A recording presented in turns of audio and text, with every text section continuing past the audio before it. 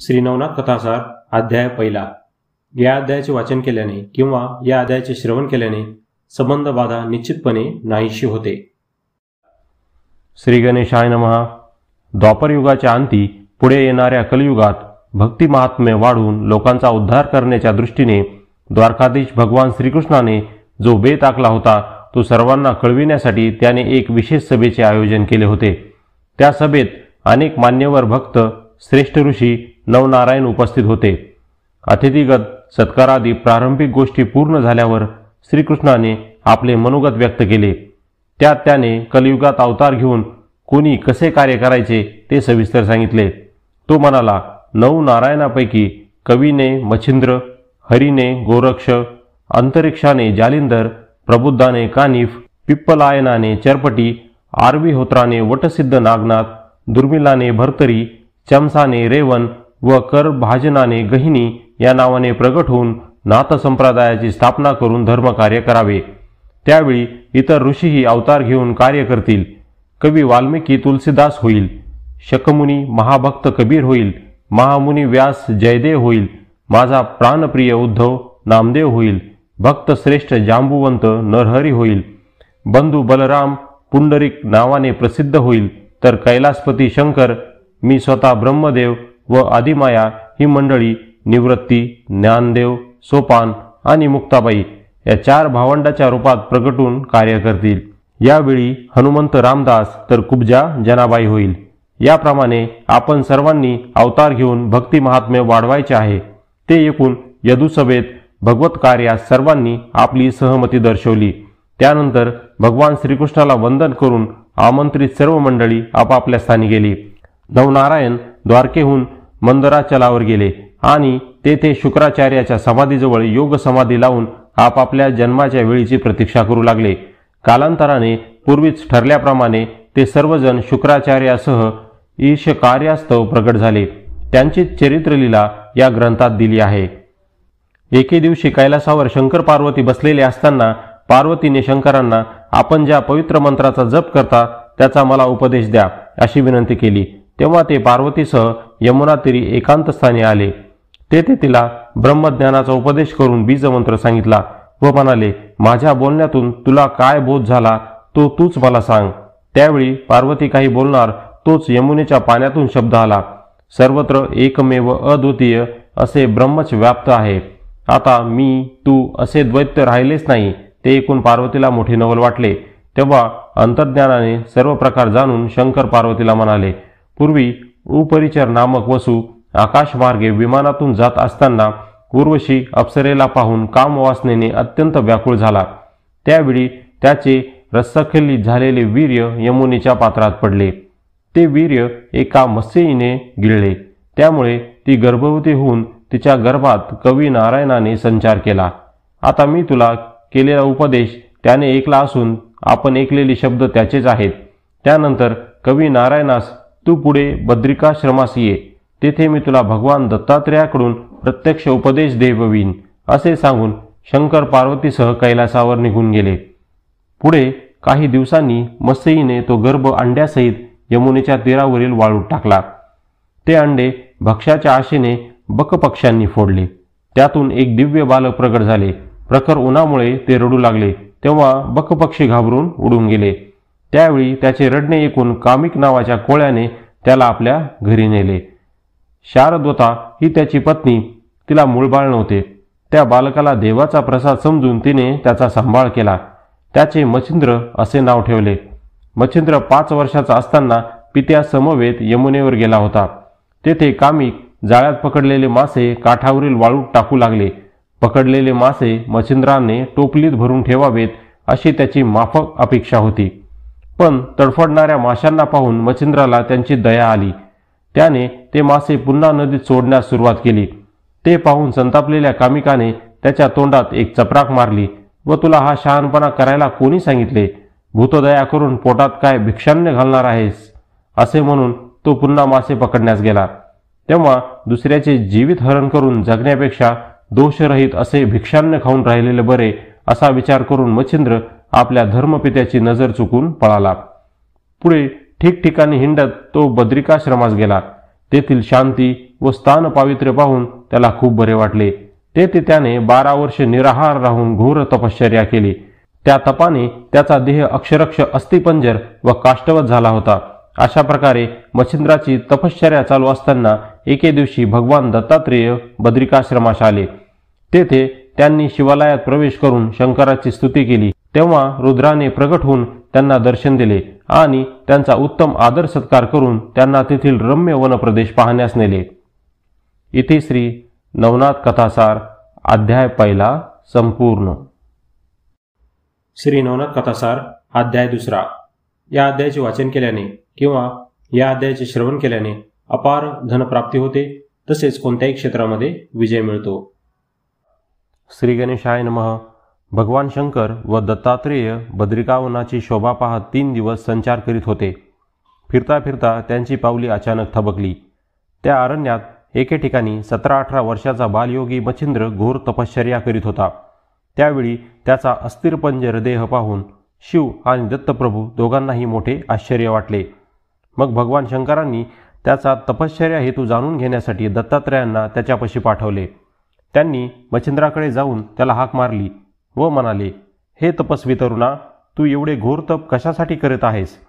ते ऐकून मच्छिंद्राने मोठ्या कष्टाने डोळे उघडले व समोर एका महायोग्याला पाहून नम्रपणे वंदन करून म्हणाला, गुरुदेव, गेल्या 12 वर्षात मला येथे एकही मनुष्य दिसला नाही, पण ज्या अर्थी आपण येथे येऊन मला तपाचा हेतू विचारित आहात, त्या अर्थी आपण मला अनुग्रहरूपी प्रसाद देण्यासाठीच येथे आला आहात असे मला वाटते. तरी कृपया आपला परिचय द्या. तेव्हा दत्तप्रभू म्हणाले, मी अत्रिनंदन असून तुझ्यावर कृपा करण्यासाठीच आलो आहे. ते ऐकून मच्छिंद्राच्या डोळ्यात कृतज्ञतेने अश्रू तरळले. गुरुदेव, आपण सर्वज्ञ असूनही माझी 12 वर्ष उपेक्षा का केली असे म्हणून त्याने त्यांचे चरण धरले. तेव्हा कारुण्यमूर्ती दत्तप्रभूंनी मोठ्या प्रेमाने त्याचे सांत्वन केले आणि त्याच्या मस्तकी आपला वरदहस्त ठेवून त्याला दिव्य मंत्राचा उपदेश केला. त्या उपदेशाने मच्छिंद्राच्या अंतःकरणात निजबोध ठसला आणि त्याला एका ब्रह्मतत्वच सर्वत्र व्यापून असल्याची खूण पटली. त्यानंतर दत्तप्रभूंनी त्याला शंकराच्या चरणावर घातले. त्यावेळी त्यांच्या सूचनेवरून भगवान दत्तात्रेयांनी मच्छिंद्राला कला, विद्या, मंत्र व तंत्र शिकवले. त्याला देवतांच्या शक्ती प्राप्त करून दिल्या. अशा प्रकारे त्याला सर्व गोष्टी समर्थ केल्यानंतर दत्तप्रभूंनी त्याला संप्रदायाच्या परंपरेनुसार योगदीक्षा देऊन नाथ ही संज्ञा, शैली, शृंगी आदी अलंकार, नाथपंथी भूषणे व दीक्षेचे सामर्थ्य देऊन नाथ संप्रदाय वाढविण्याची आज्ञा केली. त्यानंतर ते स्वस्थानी परतले आणि त्यांच्या आज्ञेने मच्छिंद्रही दक्षिणेकडे निघाला. पुढे पदभ्रमण करीत मच्छिंद्र सप्तशृंग पर्वतावर गेला. तेथे अंबेचे दर्शन घेऊन तो तिचे स्तवन करू लागला. संकटग्रस्त लोकांना उपयोगी पडेल असे दिव्य शास्त्र आपण काव्यरूपाने रचून ठेवावे अशी स्फूर्ती त्याला मातेच्या कृपेने झाली. पण त्यासाठी दैवतांची अनुकूलता आवश्यक होती, म्हणून त्याने देवी सन्मुख 7 दिवसाचे अनुष्ठान केले. त्या सेवेने संतुष्ट झालेल्या भगवतीने त्याला दर्शन देऊन त्याची इच्छा विचारली असता तो म्हणाला, माते, शाबरी विद्येवर कवित्व करण्यास माझा मानस आहे. त्या कार्यात सुयश लाभण्यासाठी मला मदत कर. तेव्हा देवीने त्याला मार्तंड पर्वतावर नेले. तेथे त्याच्याकडून बीज मंत्रोक्त हवन करविले. त्या प्रभावाने तेथे कांतिमान आणि विशालकाय असा नागवृक्ष प्रगट झाला. तो समस्त सिद्धीचे भांडार होता. त्याच्या प्रत्येक फांदीवर विविध दैवतांचा निवास होता. देवीने नाथाला त्यांचा परिचय देऊन त्यांना वश करून त्यांचा विद्यामंत्र प्राप्त करण्यासाठी एक अत्यंत प्रभावी उपाय सांगितला. ती म्हणाली, ब्रह्मगिरीजवळ अंजन पर्वत आहे. तेथे काचित नावाची एक दक्षिणगामी नदी आहे. तिच्या काठावर हत्तीच्या पावला एवढी 100 जलयुक्त कुंडे आहेत. पांढरी वेल घे. तिचा एक एक तुकडा प्रत्येक कुंडात टाकत पुढे जा. परतीच्या मार्गावर ज्या कुंडातील वेल सजीव दिसेल तेथील पाण्याने स्नान करून थोडे पाणी पी. त्याने तुला मूर्छा येईल. त्यावेळी मूर्छा जाईपर्यंत तू सूर्याच्या 12 नामाचा सतत जप कर. त्यामुळे तू शुद्धीवर येशील. त्यानंतर सूर्याला वंदन करून तू त्या कुंडातील पाणी एका कुपीत भरून येथे आण. मग पुन्हा एकदा सूर्याच्या 12 नामाचा उच्चार करून त्या पाण्याने या नागवृक्षाला सिंचन कर. त्यामुळे या वृक्षावरील एक देवता प्रसन्न होऊन तुला ज्ञान देईल. यात मनोधैर्याने 6 महिने अधिक परिश्रम करावे लागणार आहेत. म्हणजे प्रत्येक वेळी एक, याप्रमाणे सर्व देवता तुला अनुकूल होतील. ते ऐकून नाथाने तिला वंदन केले. तेव्हा त्याला आशीर्वाद देऊन देवी स्वस्थानी निघून गेली. त्यानंतर देवीने सांगितल्याप्रमाणे सर्व विधी यथासांग करून नाथाने 6 महिन्यात परिश्रमाअंती त्या नाग अश्वस्थावरील सर्व दैवते प्रसन्न करून घेतली. त्यांनी दिलेल्या विद्याच्या आधारे त्याने शाबरी विद्या म्हणून एक स्वतंत्र ग्रंथच लिहिला. अशा प्रकारे सामर्थ्यवंत होऊन तो नाथ बंगालकडे निघाला. बंगालमध्ये चंद्रगिरी नामक गावात सरोपदयाळ नावाचा एक श्रीमंत व धर्मानुगामी ब्राह्मण राहत असे. त्याची पत्नीही सुंदर, सद्गुणी व पतिव्रता स्त्री होती. त्या दाम्पत्यास मूलबाळ नव्हते, म्हणून ती दोघे व्यथित असत. एके दिवशी नाथ त्याच्या घरी भिक्षेसाठी गेला असताना त्याचे तेजस्वी रूप पाहून ब्राह्मणीने त्याला आपली व्यथा सांगितली. तेव्हा नाथाने आपल्या झोळीतून चिमूटभर भस्म काढले, ते सूर्यमंत्राने भारले व ते तिला देऊन म्हणाला, तू याचे सेवन कर. याच्या प्रभावाने तुझ्या पोटी हरिनारायण जन्म घेईल. पुढे 12 वर्षांनी मी स्वतः त्याला अनुग्रह देईन. त्यानंतर तिने दिलेली भिक्षा घेऊन तो निघून गेला. ही गोष्ट त्या ब्राह्मणीने शेजारच्या स्त्रियांना सांगताच त्यांनी तिला कानफट्या साधूंच्या चेटूकथा सांगून घाबरवून सोडले. त्यामुळे तिच्या मनात विकल्प उत्पन्न होऊन तिने ते भस्म गोठ्याच्या मागे शेण टाकण्याच्या उकिरड्यात टाकून दिले. इति श्री नवनाथ कथासार अध्याय 2 संपूर्ण. श्री नवनाथ कथासार अध्याय 3. या अध्यायाचे वाचन केल्याने किंवा या अध्यायाचे श्रवण केल्याने समस्त शत्रूचा नाश होईल, मुष्टिविद्या प्राप्त होईल व घरामध्ये मारुतीचे वास्तव्य राहील. श्री गणेशाय नमः. बंगाल देशातून बाहेर पडल्यावर मच्छिंद्रनाथ रामेश्वरास गेला. तेथे समुद्र स्नान करून परतत असताना त्याला एक वानर दिसला. तो मारुती होता व मुसळधार पावसापासून स्वतःचे रक्षण व्हावे म्हणून एका कपारीत गुहा करण्याचा प्रयत्न करीत होता. ते पाहून नाथास नवल वाटले. त्याने खरे स्वरूप न कळल्यामुळे तो त्याला चेष्टेने म्हणाला, माकडा, काय म्हणावे तुझ्या या मूर्खपणाला? या भयंकर वर्षावात तू कसे काय घर बांधणार? अरे, तहान लागल्यावर विहीर खणण्यात काय अर्थ आहे? ते ऐकून मारुती म्हणाला, बाबा रे, एवढ्या शहाणपणाच्या गोष्टी बोलून मला उपदेश करणारा तू आहेस तरी कोण? मच्छिंद्र म्हणाला, मी जती असून मला मच्छिंद्रनाथ नावाने ओळखतात. त्यावर मारुती म्हणाला, माझ्या माहितीप्रमाणे एकटा हनुमानच तेवढा खरा जती आहे. तेव्हा तुझ्या रूपात हा नवीन जती कोठून उपटला? बरं, या पदव्या तुला कोणी दिल्या? नाथ, जती अशा संज्ञा लावताना आपण त्या संज्ञांना पात्र आहोत का याचा विचार करायलाच हवा, नाही का? तेव्हा मच्छिंद्र म्हणाला, एखाद्याच्या प्रतापशक्तीचा अनुभव आल्याशिवाय कोणी कोणाला अशा पदव्या देईल का? त्यावर मारुती म्हणाला, मग पाहू दे तरी तुझे सामर्थ्य काय आहे ते. पूर्वी हनुमंताच्या सहवासात असताना मला त्याच्या कृपाप्रसादाने त्याची सहस्त्रांश शक्ती प्राप्त झाली आहे. त्या शक्तीचे तुला निवारण करता आले तर तुझ्या बोलण्यात काही तथ्य आहे असे मी समजेल, अन्यथा तुझे हे किताब माझ्या हवाली करून तू चालता हो. तेव्हा त्याच्या आव्हानाचा स्वीकार करून मच्छिंद्र म्हणाला, माकडा, उगीच वटवट कशाला करतोस? मलाही पाहू दे तुझ्या अंगी काय पराक्रम आहे तो. ते ऐकून मारुती संतापला. त्याने क्षणार्धात महाकाय रूप धारण केले आणि नाथावर पर्वतांचा मारा केला. ते पाहून हा वानर सामान्य नसून साक्षात मारुती आहे हे नाथाने ओळखले आणि आपल्या मंत्रशक्तीच्या साह्याने त्या पर्वताचे निवारण केले. ते पाहून चवताळलेल्या मारुती हातामध्ये डोंगर घेऊन त्याच्यावर धावला. तेव्हा नाथाने त्याच्यावर वाताकर्षण अस्त्राचा प्रयोग केला. त्यामुळे मारुतीची सर्व हालचालच थांबली. त्याचे प्राण कंठाशी आले. त्यावेळी आपल्या पुत्राची ती विकल अवस्था पाहून वायुदेव मच्छिंद्राला शरण गेला आणि मारुतीला मुक्त करण्याची विनंती केली. तेव्हा त्याच्या शब्दाचा मान ठेवून नाथाने मारुतीला अस्त्रमुक्त केले. तो देहभानावर येताच वायुदेवाने त्याला त्या नाथाच्या पाठीशी गुरुची अमोघ शक्ती आहे, त्यापुढे तुझा पराक्रम चालणार नाही असे समजावले. मग त्या पितापुत्रांनी मच्छिंद्राशी सख्य केले आणि त्याला त्याच्या कार्यात साह्य देण्याचे मान्य केले. तेव्हा त्या दोघांना वंदन करून नाथ मारुतीला म्हणाला, हे कपिराज, तू मार्तंड पर्वतावर मला अनुकूल झालास, शाबरी कवित्वास वरही दिलास आणि आता माझ्याशी युद्धही केलेस, हे कसे? त्यावर मारुती हसून म्हणाला, मी तुला आधीच ओळखले होते. तू कोणाचा अवतार आहेस तेही मला माहीत आहे, पण मार्तंड पर्वतावर तुला देवतांनी जे सामर्थ्य दिले ते अजूनही तसेच आहे किंवा नाही तेच मला पाहायचे होते. म्हणूनच मी तुझ्याशी मुद्दाम परीक्षा घेतली. आता मला तुझ्याविषयी काहीच चिंता नाही. ते ऐकून मच्छिंद्रास अत्यानंद झाला. त्या प्रसंगी आपले मनोगत व्यक्त करीत मारुती मच्छिंद्राला म्हणाला, नाथा, कित्येक वर्षापासून माझ्या मनावर एक ओझे आहे आणि ते दूर करण्यास फक्त तूच समर्थ आहेस. तेव्हा कृपा करून माझे कार्य तू पूर्ण करशील असे मला वचन दे. ते ऐकून नाथ म्हणाला, पण मला कोणते काम करायचे आहे ते तरी सांग. तेव्हा मारुती म्हणाला, नाथा, रावणवधानंतर श्रीराम व सीतामाईसह मीही अयोध्येस गेलो होतो. तेव्हा सीतामाई मला म्हणाली, हनुमंता, तुला माझी एक इच्छा पूर्ण करायची आहे. त्या बाबतीत तू मला आधी वचन दिलेस तरच मी ती इच्छा प्रगट करीन. त्यावेळी मी तिला तसे वचन देतास ती म्हणाली, तू गृहस्थाश्रमाचा स्वीकार करून संसार सुखाचा उपभोग घ्यावास असे मला वाटते. ते ऐकून मी हादरलो आणि रामप्रभूंना आपले घराने रडत रडत सांगितले. तेव्हा ते म्हणाले, बाबा रे, रावणवधानंतर तुला स्त्री राज्यात जावेच लागते. ही अनादी परंपरा आहे. प्रत्येक युगाच्या चौकडीत तुला, मला व रावणाला जन्म घ्यावाच लागतो आणि निर्धारित कार्य करावेच लागते. तुझे स्त्रीराज्यात जाणे हे त्याच्यापैकीच एक कार्य होय. आजपर्यंत असे 98 वेळा झाले आहे आणि आत्ताची ही 99वी पाळी आहे. तेव्हा तू निशंक मनाने स्त्रीराज्यात जा. तू ऊर्ध्वरेता आहेस. तुझ्या नुसत्या भुहुकाराने स्त्रिया गर्भवती होतील.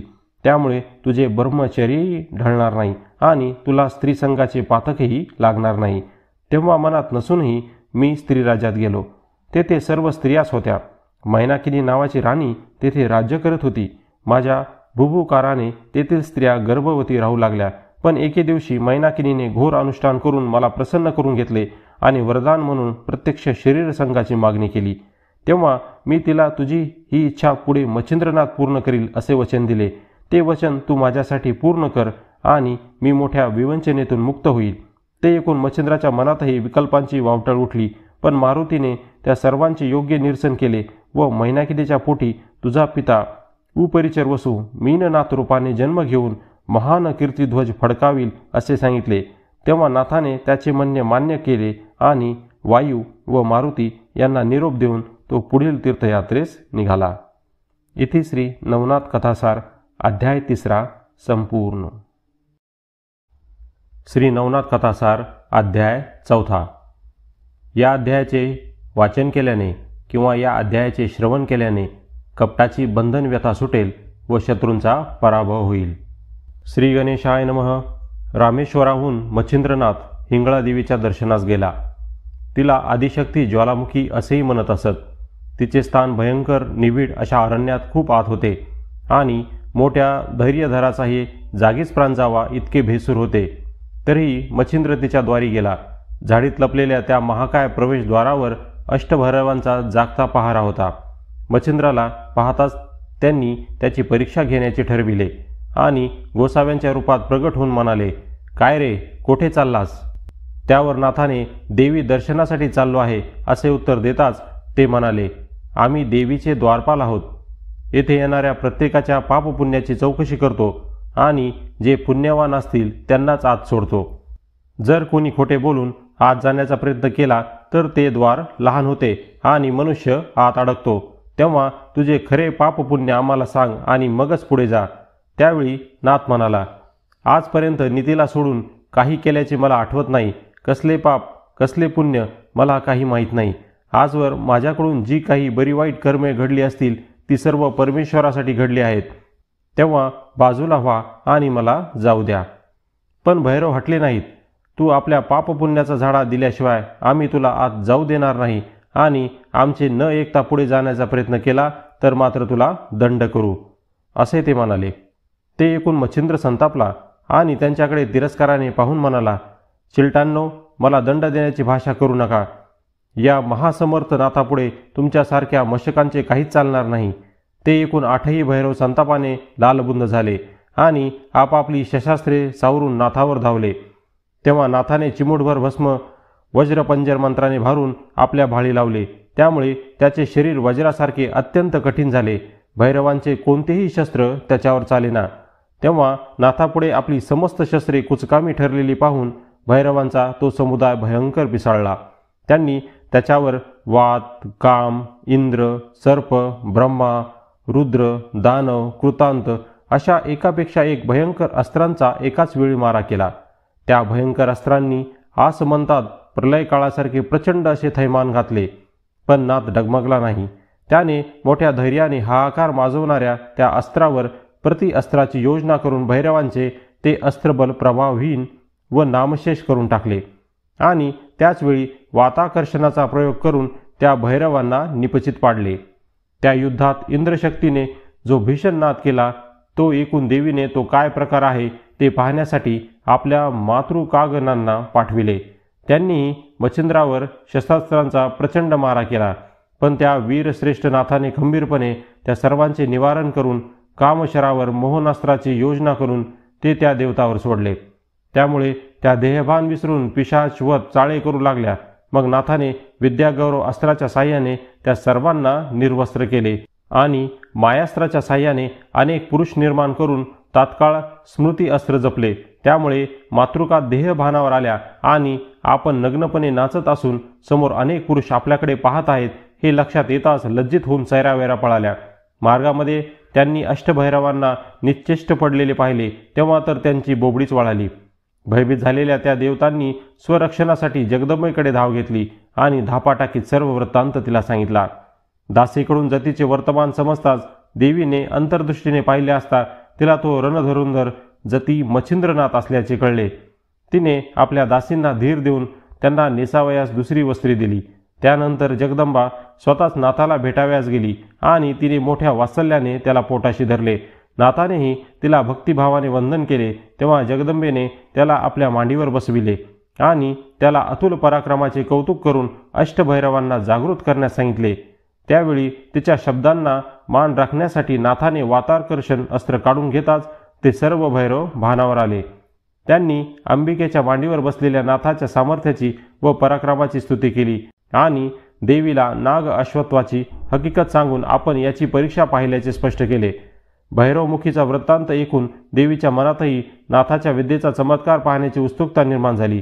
तेव्हा तिच्या विनंतीवरून नाथाने नागास्त्र आणि वायू अस्त्राचा एकाच वेळी प्रयोग करून एका पर्वताला आकाशात उडवून त्याला भ्रमण करायला लावले. ते पाहून देवी थक्क झाली. तिने नाथाची फजिती करण्यासाठी तो पर्वत आपल्या शक्तीने खाली पाडण्याचा प्रयत्न केला, पण उपयोग झाला नाही. नाथाने योग बलाने तो पर्वत पुन्हा जागेवर ठेवला.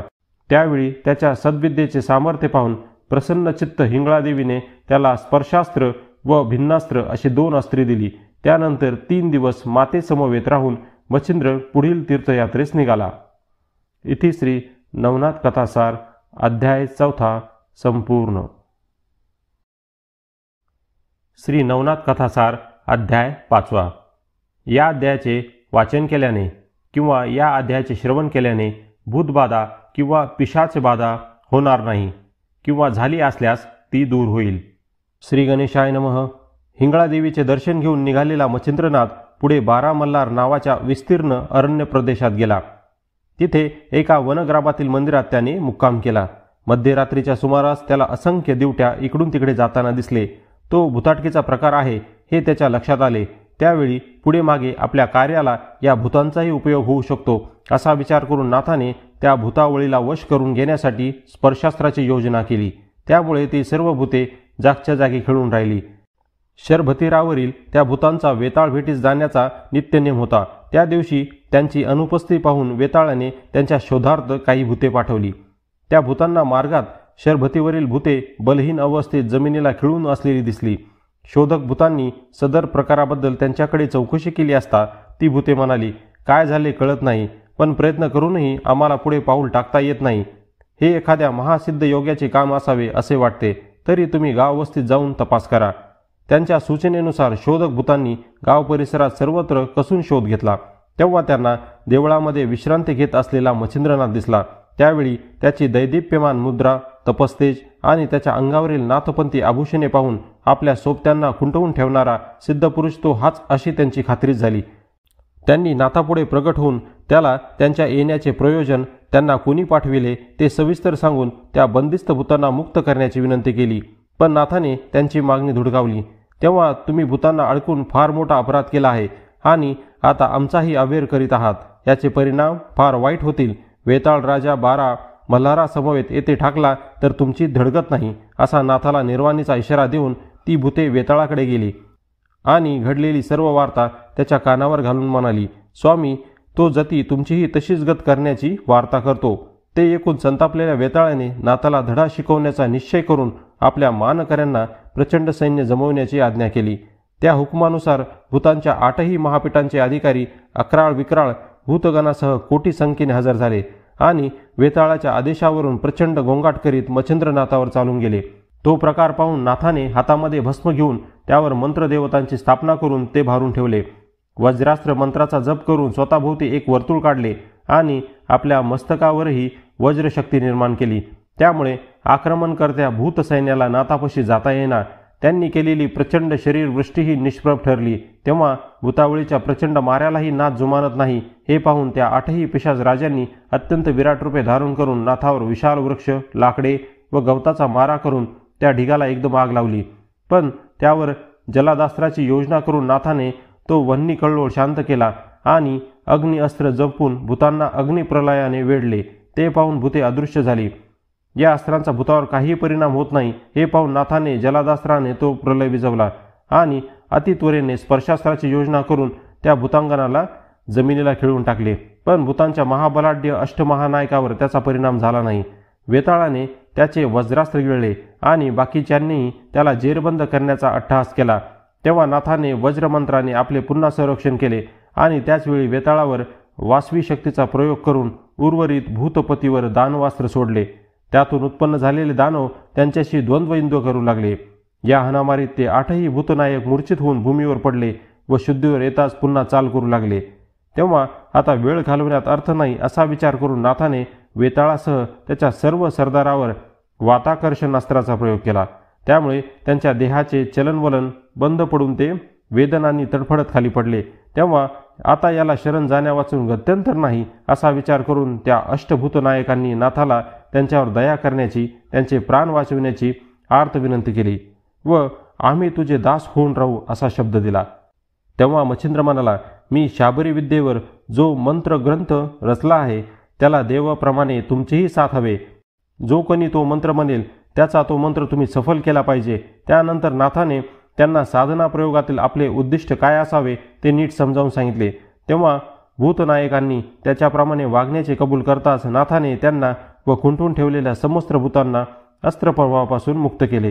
त्यामुळे आनंदित झालेल्या त्या सर्वांनी नाथाला वंदन करून त्याच्या नावाचा जय जयकार केला.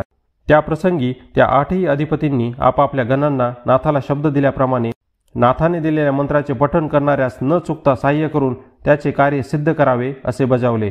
मग नाथाने त्यांच्याकडून आणखी काही गोष्ट मान्य करून घेतल्या आणि त्यांना जाण्याची परवानगी दिली. इति श्री नवनाथ कथासार अध्याय 5 संपूर्ण. श्री नवनाथ कथासार अध्याय 6. या अध्यायाचे वाचन केल्याने किंवा या अध्यायाचे श्रवण केल्याने तुमचे जे काही शत्रू असतील त्यांच्या मनातले आपल्याविषयीचे कपट नाहीसे होते आणि आपला शत्रू हा आपला मित्र होतो. श्री गणेशाय नमः. 12 मल्हार क्षेत्रातून निघालेला मच्छिंद्रनाथ पुढे कुमार कार्तिकीय स्वामीचे दर्शन घेऊन कोकण प्रांत पाहत कुडाळजवळील अडुळगावी गेला. त्या गावाबाहेर महाकालीचे देवालय होते. त्या देवीची हकीकत अशी, पूर्वी दीर्घकाळ चाललेल्या युद्धात शंकराने कालिकास्त्राच्या साह्याने असंख्य दैत्यांचा नाश करून जय मिळवला. त्यामुळे प्रसन्न झालेल्या शंकराने अस्त्रदेवता कालिकेस वर मागण्यास सांगितले असता ती म्हणाली, देवा, मी बराच काळ तुमच्या हातात वास्तव्य केले. तुम्ही सोपवलेले प्रत्येक कार्य केले. त्या कष्टामुळे मी अक्षरशः थकून गेले आहे. आता मला विश्रांतीची गरज आहे. तरी कृपा करून मला स्वस्थता द्या. तेव्हा तिचे म्हणणे मान्य करून शंकराने तिला विश्रांती स्थान करून दिले आणि तेथे तिची विधिवत स्थापना केली. असे हे कालिका दैवत अतिशय उग्र आहे हे समजतात मच्छिंद्र तिच्या दर्शनास गेला आणि तिला मनभावे नमस्कार करून म्हणाला, हे माते, तू जागृत हो. मी शाबरी विद्येवर कवित्व केले आहे. त्याला सहाय्य कर आणि त्या विद्येचा सन्मान व्हावा म्हणून माझ्या हातात वास्तव्य कर. ती प्रार्थना म्हणजे एका महासिद्धाने केलेले आव्हानच होते. त्या हाकेने देवीची निद्रा चाळवली आणि तिला संतापाला पारावार उरला नाही. नाथ सन्मुख प्रगट होऊन ती म्हणाली, अरे नतद्रष्टा, शंकराच्या हाती वास करून मी आधीच थकले असताना तू मला उठवून कशासाठी त्रास देतो आहेस? मंत्रकाव्याला वर मागत हिंडायचे होते तर कवित्व कशाला केलेस? आणि शंकराच्या हाती वास करणाऱ्या अस्त्राने तुझ्यासारख्या क्षुल्लक माणसाच्या हाती वास करावा अशी इच्छा व्यक्त करताना तुला लाज कशी वाटत नाही? कार्य संपून मी निवंत असताना तू ही जी आगळीक केली आहेस त्याबद्दल मी तुला शिक्षा करेन. तेव्हा आधी इथून काढता पाय घे, अन्यथा व्यर्थ प्राणास मुकशील. तेव्हा मच्छिंद्र म्हणाला, देवी, तू माझा अपमान करण्याचे धारिष्ट केलेस ते ठीक, पण मला इतकाही शूद्र समजू नकोस. दत्तात्रेयाचा हा शिष्य तुला स्वबळावर वश करून नेईल. देवी म्हणाली, अरे जा, कोळ्याच्या मुलाने चित्रविचित्र वेश धारणा करून माझ्यासमोर पराक्रमाच्या गप्पा मारू नये. भूतावळ वश केली म्हणून कालिकाही वश होईल अशा भ्रमात राहू नये. मी नुसती दृष्टी वळवली तरी ब्रह्मांडे धुळीला मिळतात, तेथे तुझ्यासारख्या मशकाची काय कथा. त्यावर मच्छिंद्र म्हणाला, शिवकार्यासाठी राबलीस म्हणून एवढा ठेंबा मिरवण्याची काय गरज नाही, आणि मला मशक म्हणताना बळीला मशकासमान वामनानेच पाताळात धाडले हे विसरू नको. हे ऐकून जगदंबा लालबुंद झाली. आता या चिलटाला धडा शिकवलाच पाहिजे या धारणेने तिने अतिप्रचंड आरोळी ठोकली. त्या भीषण गर्जनेच्या दणक्याने अवघे त्रैलोक्य हादरून गेले. चराचराचा थरकाप उडाला. पशुपक्षी, दानव, मानव, देव, गंधर्व, यक्ष, दिवापाल, ऋषी सर्वच भयभीत झाले. अशा प्रकारे सर्वत्र हाहाकार उडून देवी मच्छिंद्राला म्हणाली, अरे जोगड्या, आता वाचव आपला जीव. मला चिडून माझा क्रोधाग्नी चेतावलास, त्याचे फळ भोग. यावेळी कोणता गुरु तुला वाचवतो तेच पाहते. तेव्हा आता पाहच माझा पराक्रम, असे म्हणून नाथाने चिमुटभर भस्म वासवी शक्तीने भारून गगनमंडलात भिरकावले. त्यातून महातेजस्वी वासवी शक्ती प्रगटली. ती कालिका शक्तीला भिडली. त्यांच्या प्रहारांनी दशदिशा हिंद कळल्या, पण कालिकास्त्राने तिला गिळंकृत केले आणि ते नाथाकडे झेपावले. तेव्हा नाथाने रुद्रमंत्राने 11 रुद्र प्रकट केले. त्यांच्यासमोर कालिकास्त्र निस्तेज झाले. त्याने रुद्राची स्तुती करून त्यांना शांत केले. मग नाथाने वज्रास्त्रासह धुमास्त्राची योजना केली, पण देवीने धुमास्त्र गिळून वज्रास्त्रही दूर भिरकून दिले. तेव्हा कालिकेवर आपल्या अस्त्रांचा प्रभाव पडत नाही हे पाहून नाथाने पुढचे पाऊल सावधपणे उचलण्याचे ठरवले. त्याने गुप्तपणे वाताकर्षण अस्त्र सिद्ध करून देवीवर सोडले. त्या अस्त्राने तिच्या शरीरात प्रवेश करून सर्व वायूस कुंठवून टाकला. त्यामुळे तिच्या अवयवाची हालचाल थांबून ती व्याकुळ जर्जर होऊन आकाशातून खाली कोसळली. त्या मूर्छापन्न अवस्थेतही तिने शंकराचा धावा केला. ती हाक कानी पडताच आपली अस्त्रशक्ती कालिका संकटात आहे हे ओळखून शंकर त्वरेने मच्छिंद्रापाशी आले. त्यांना पाहून नाथाने अत्यंत आदराने वंदन केले. तेव्हा मच्छिंद्रा, तू धन्य आहेस. माझ्या हातातील कालिकास्त्रावर विजय मिळून तू जे शौर्य दाखवलेस त्याला जोड नाही, असे म्हणून शंकरांनी त्याला हृदयाशी धरले आणि त्याला कालिकेस सावध करण्यास सांगितले. त्याप्रसंगी भगवान शंकराबद्दल कृतज्ञता व्यक्त करून नाथ म्हणाला, देवा, हा सर्व आपल्याच कृपेचा प्रसाद आहे. आता शाबरी विद्येला आशीर्वाद देऊन मला धन्य करा आणि हे कालिकास्त्र मला दान म्हणून द्या. कालिकेने माझ्या जिवेवर वास करावा आणि माझ्या मंत्रविद्येला उपयुक्त होऊन माझे कार्यही सिद्ध करावे. त्याच्या या मागणीला शंकरांनी संमती देताच नाथाने अस्त्र मागे घेऊन तिला शुद्धीवर आणले. पूर्वस्थितीवर येताच भगवान शंकरांना पाहून तिने त्यांना वंदन केले. तेव्हा ते म्हणाले, कालिके, तू इतकी वर्ष माझी सेवा केली आहेस, तशीच यापुढे जगदुपकारासाठी या मच्छिंद्राची सेवा कर. तेही माझेच कार्य आहे. या कामाबद्दल मी तुला नागरत्न देईल. ते ऐकून कालिकेने जशी आपली आज्ञा असे म्हणून त्यांच्या बोलण्यास संमती दिली व मच्छिंद्राला जवळ घेऊन त्याला मदत करण्याचे अभिवचन दिले. भगवान शंकर गेल्यावर नाथ उत्तरेकडे निघाला. येथे श्री नवनाथ कथासार अध्याय 6 संपूर्ण. श्री नवनाथ कथासार अध्याय 7. या अध्यायाचे वाचन केल्याने किंवा या अध्यायाचे श्रवण केल्याने तुमच्या सर्व व्यथा जातील, सर्व चिंता दूर होतील आणि 84 लक्ष योनीत पुन्हा तुमचा जन्म होणार नाही. श्री गणेशाय नमः. कालिकेशी सख्य करून मच्छिंद्रनाथ उत्तर कोकणातील हरेश्वराच्या दर्शनास गेला. तेथे गदातीर्थात स्नान करून तो पर्वत दक्षिणेस निघाला असताना त्याला वाटेमध्ये शिवपुत्र वीरभद्र मनुष्य रूपात भेटला. त्याने त्रिशूल, धनुष्यादी आयुधे तसेच शैली, शिंगी धारण केली होती. मच्छिंद्राला पाहून तो म्हणाला, आपण कोण आहात? आपले नाव काय? आपला पंथ कोणता? नाथाने उत्तर दिले, मी मच्छिंद्रनाथ जाती. मी नाथपंथी आहे. यावर त्याला डिवसण्याच्या उद्देशाने वीरभद्र म्हणाला, तुम्ही पाखंड्यांनी हा कोणता नवीन पंथ स्थापन केला आहे? हा सनातन धर्माचा अपराध आहे. कोणत्या महाभागाने याची स्थापना केली? वेदविधीचा धिक्कार करून भलत्याच मताचा प्रचार करणाऱ्या अशा मूढ गुरुला महामूर्खच म्हटले पाहिजे. त्यावेळी वीरभद्राचा तो उद्धमपणा पाहून नाथाला संताप अनावर झाला. तो खवळून म्हणाला, अधमा, तू कोणाची निंदा करतो आहेस?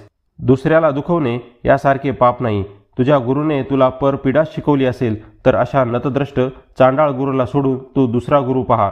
तुझे दर्शनही अपवित्र आहे. आता मुकाट्याने इथून चालता हो, अन्यथा माझ्या हातातून फुकट मरशील. त्या धमकीने चवताळलेल्या वीरभद्राने नाथाला धडा शिकवण्यासाठी धनुष्यावर बाण चढवला. तेव्हा नाथ त्याला खिजवत म्हणाला, चांगली तयारी कर, तुला लढवयाचे सोंग चांगले वठवता येते. या नाथाने तुझ्यासारखे अनेक बहुरूपी पाहिले आहेत. वीरभद्राने उत्तर दिले, तुझे आयुष्य सरत आले आहे, म्हणूनच तू या दर्पोक्ती करत आहेस.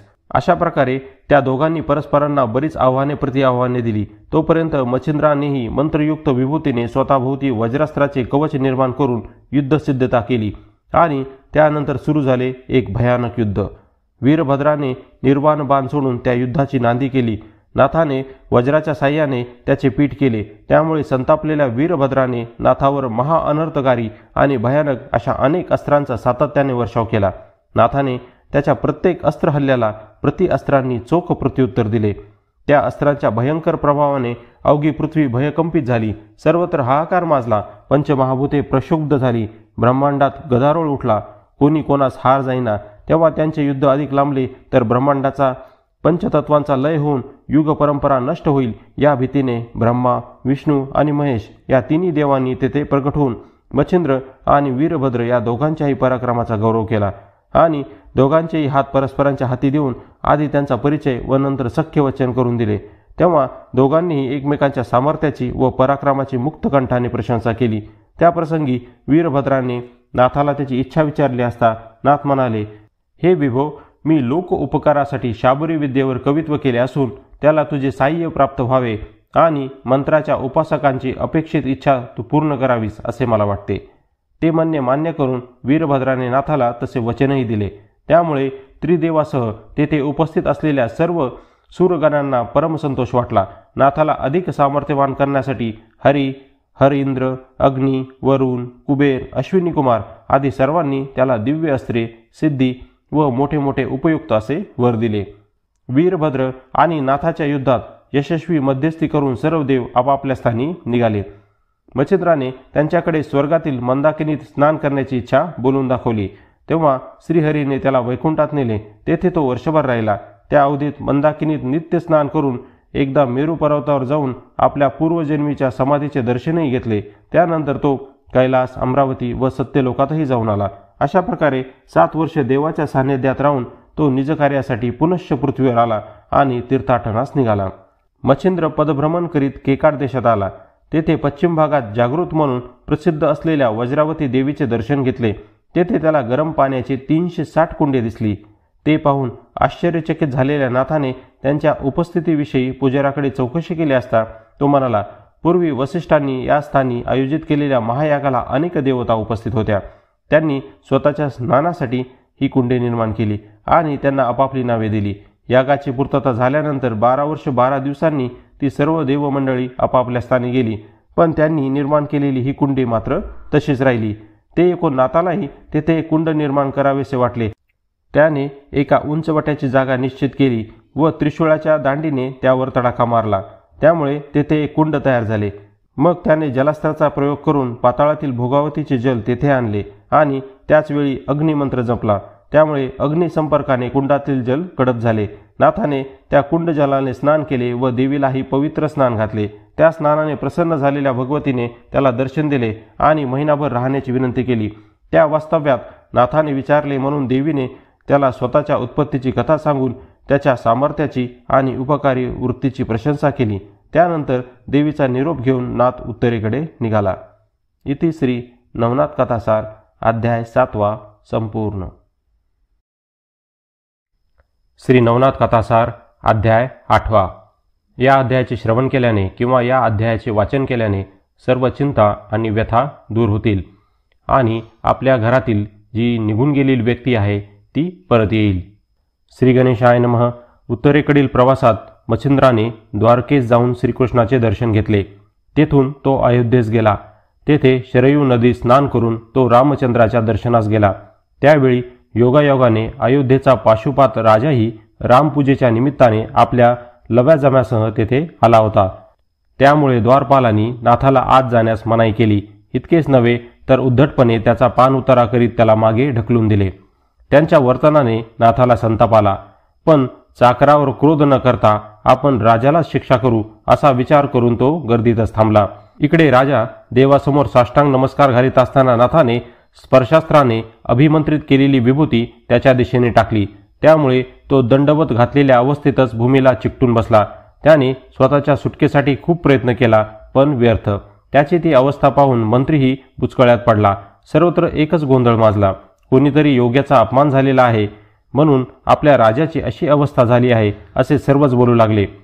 त्या संदर्भात मंत्र्याने चौकशी केली असता देवाद्वारीच काही गडबड झाल्याची वार्ता कळली.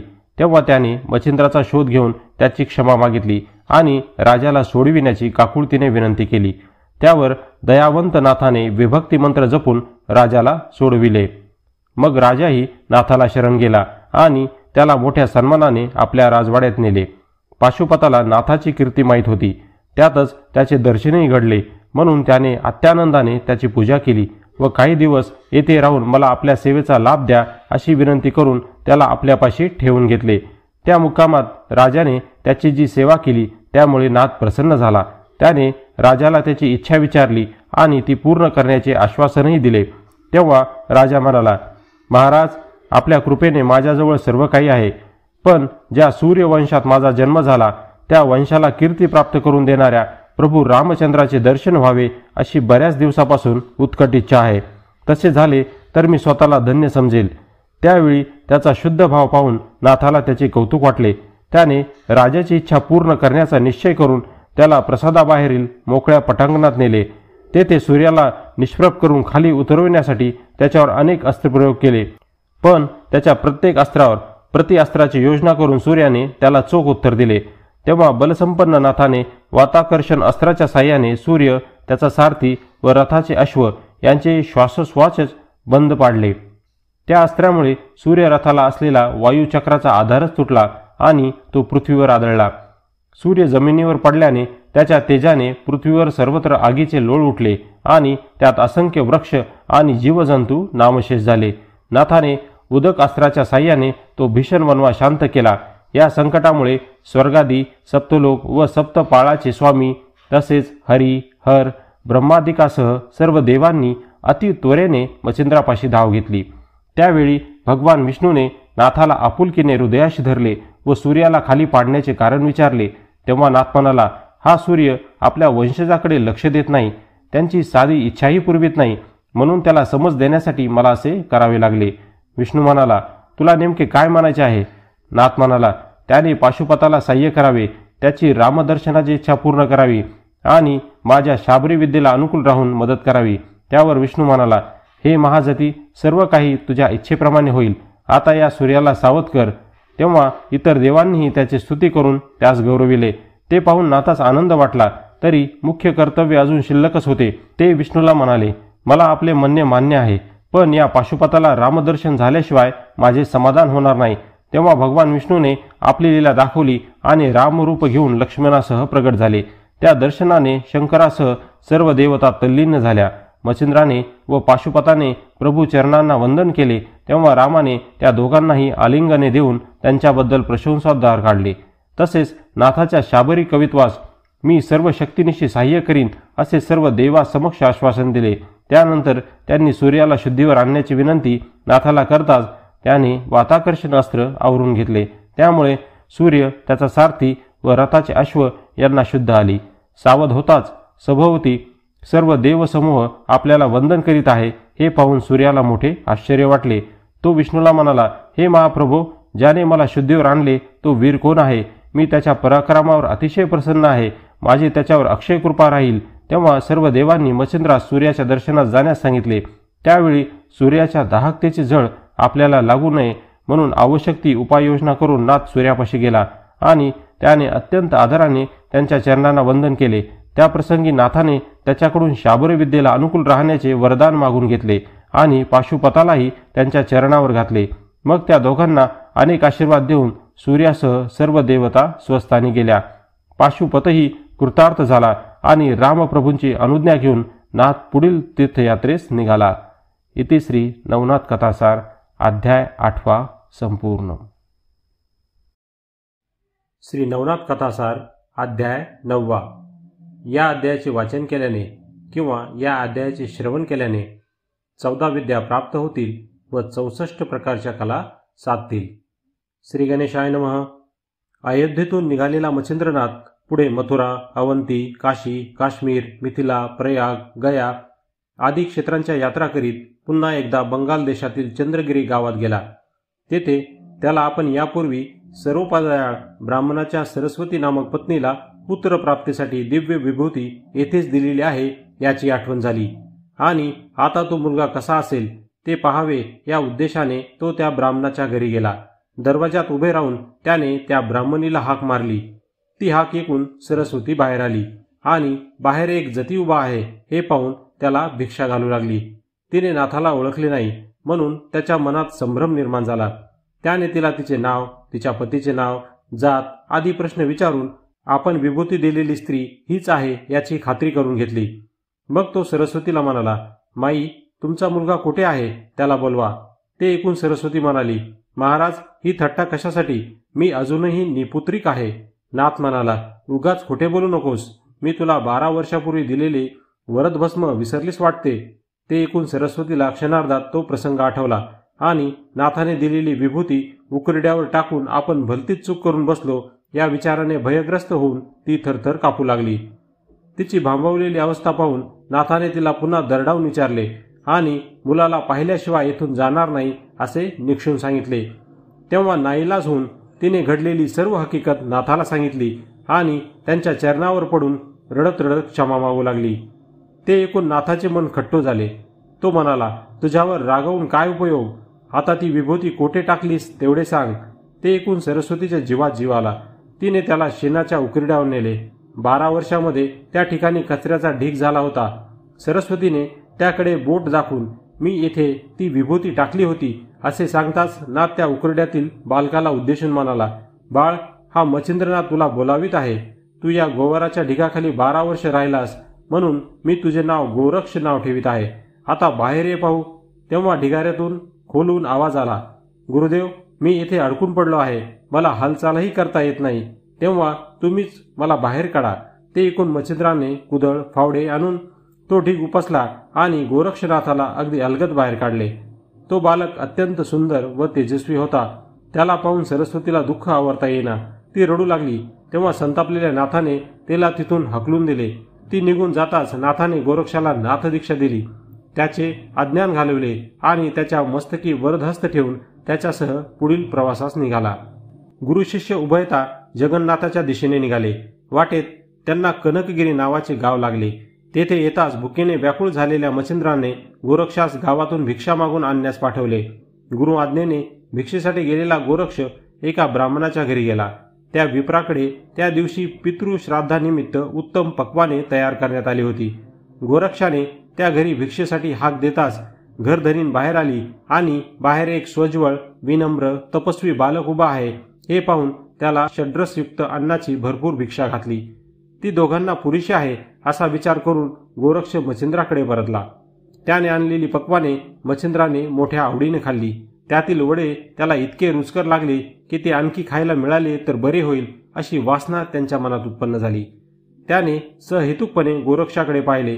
तेव्हा गुरुचे मनोगत जाणून गोरक्ष पुन्हा त्या ब्राह्मणीकडे गेला व म्हणाला, माई, तुम्ही दिलेल्या भिक्षांनातील वडे अतिशय चविष्ट होते. माझ्या गुरुजींना ते इतके आवडले की त्यांना अधिक खावेसे वाटले. तरी कृपा करून मला आणखी वडे द्या. तेव्हा ब्राह्मणी म्हणाली, गुरुचे नाव कशाला पुढे करतोस? वडे तुलाच हवे आहेत म्हणून सांग की. तुझ्यासारख्या बैराग्याला अन्नाची इतकी चटक बरी नाही. आधी भिक्षा घातली ती आतिथ्य म्हणून. आता आणखी हवी असल्यास किंमत मोजावी लागेल. असे सुग्रास अन्न फुकट मिळत नाही. ते ऐकून गोरक्ष म्हणाला, माझ्या गुरुची इच्छा पूर्ण करण्यासाठी तू मागशील ते देण्यास मी तयार आहे.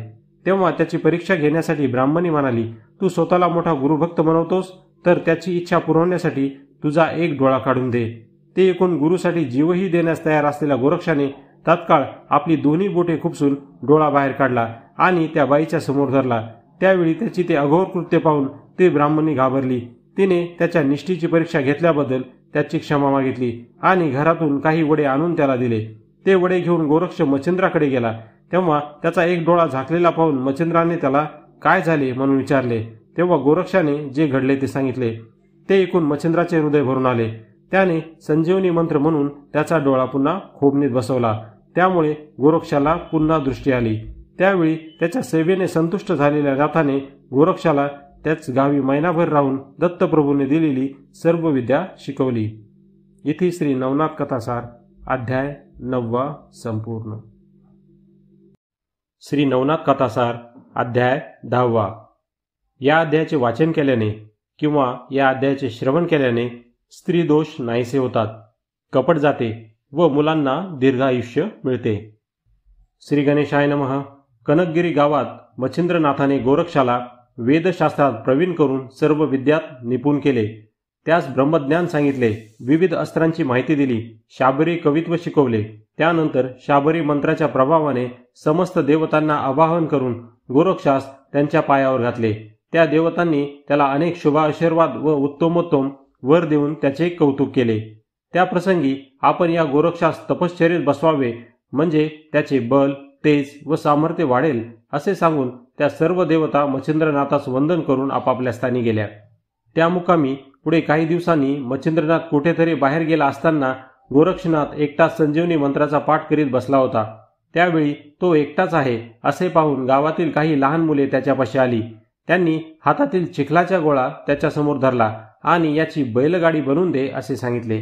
त्यावर त्यांची व्याध टाळण्यासाठी गोरक्ष म्हणाला, बाबांनो, मला मातीची गाडी बनवता येत नाही, तेव्हा तुम्हीच तुमची खेळणी करा आणि खेळा.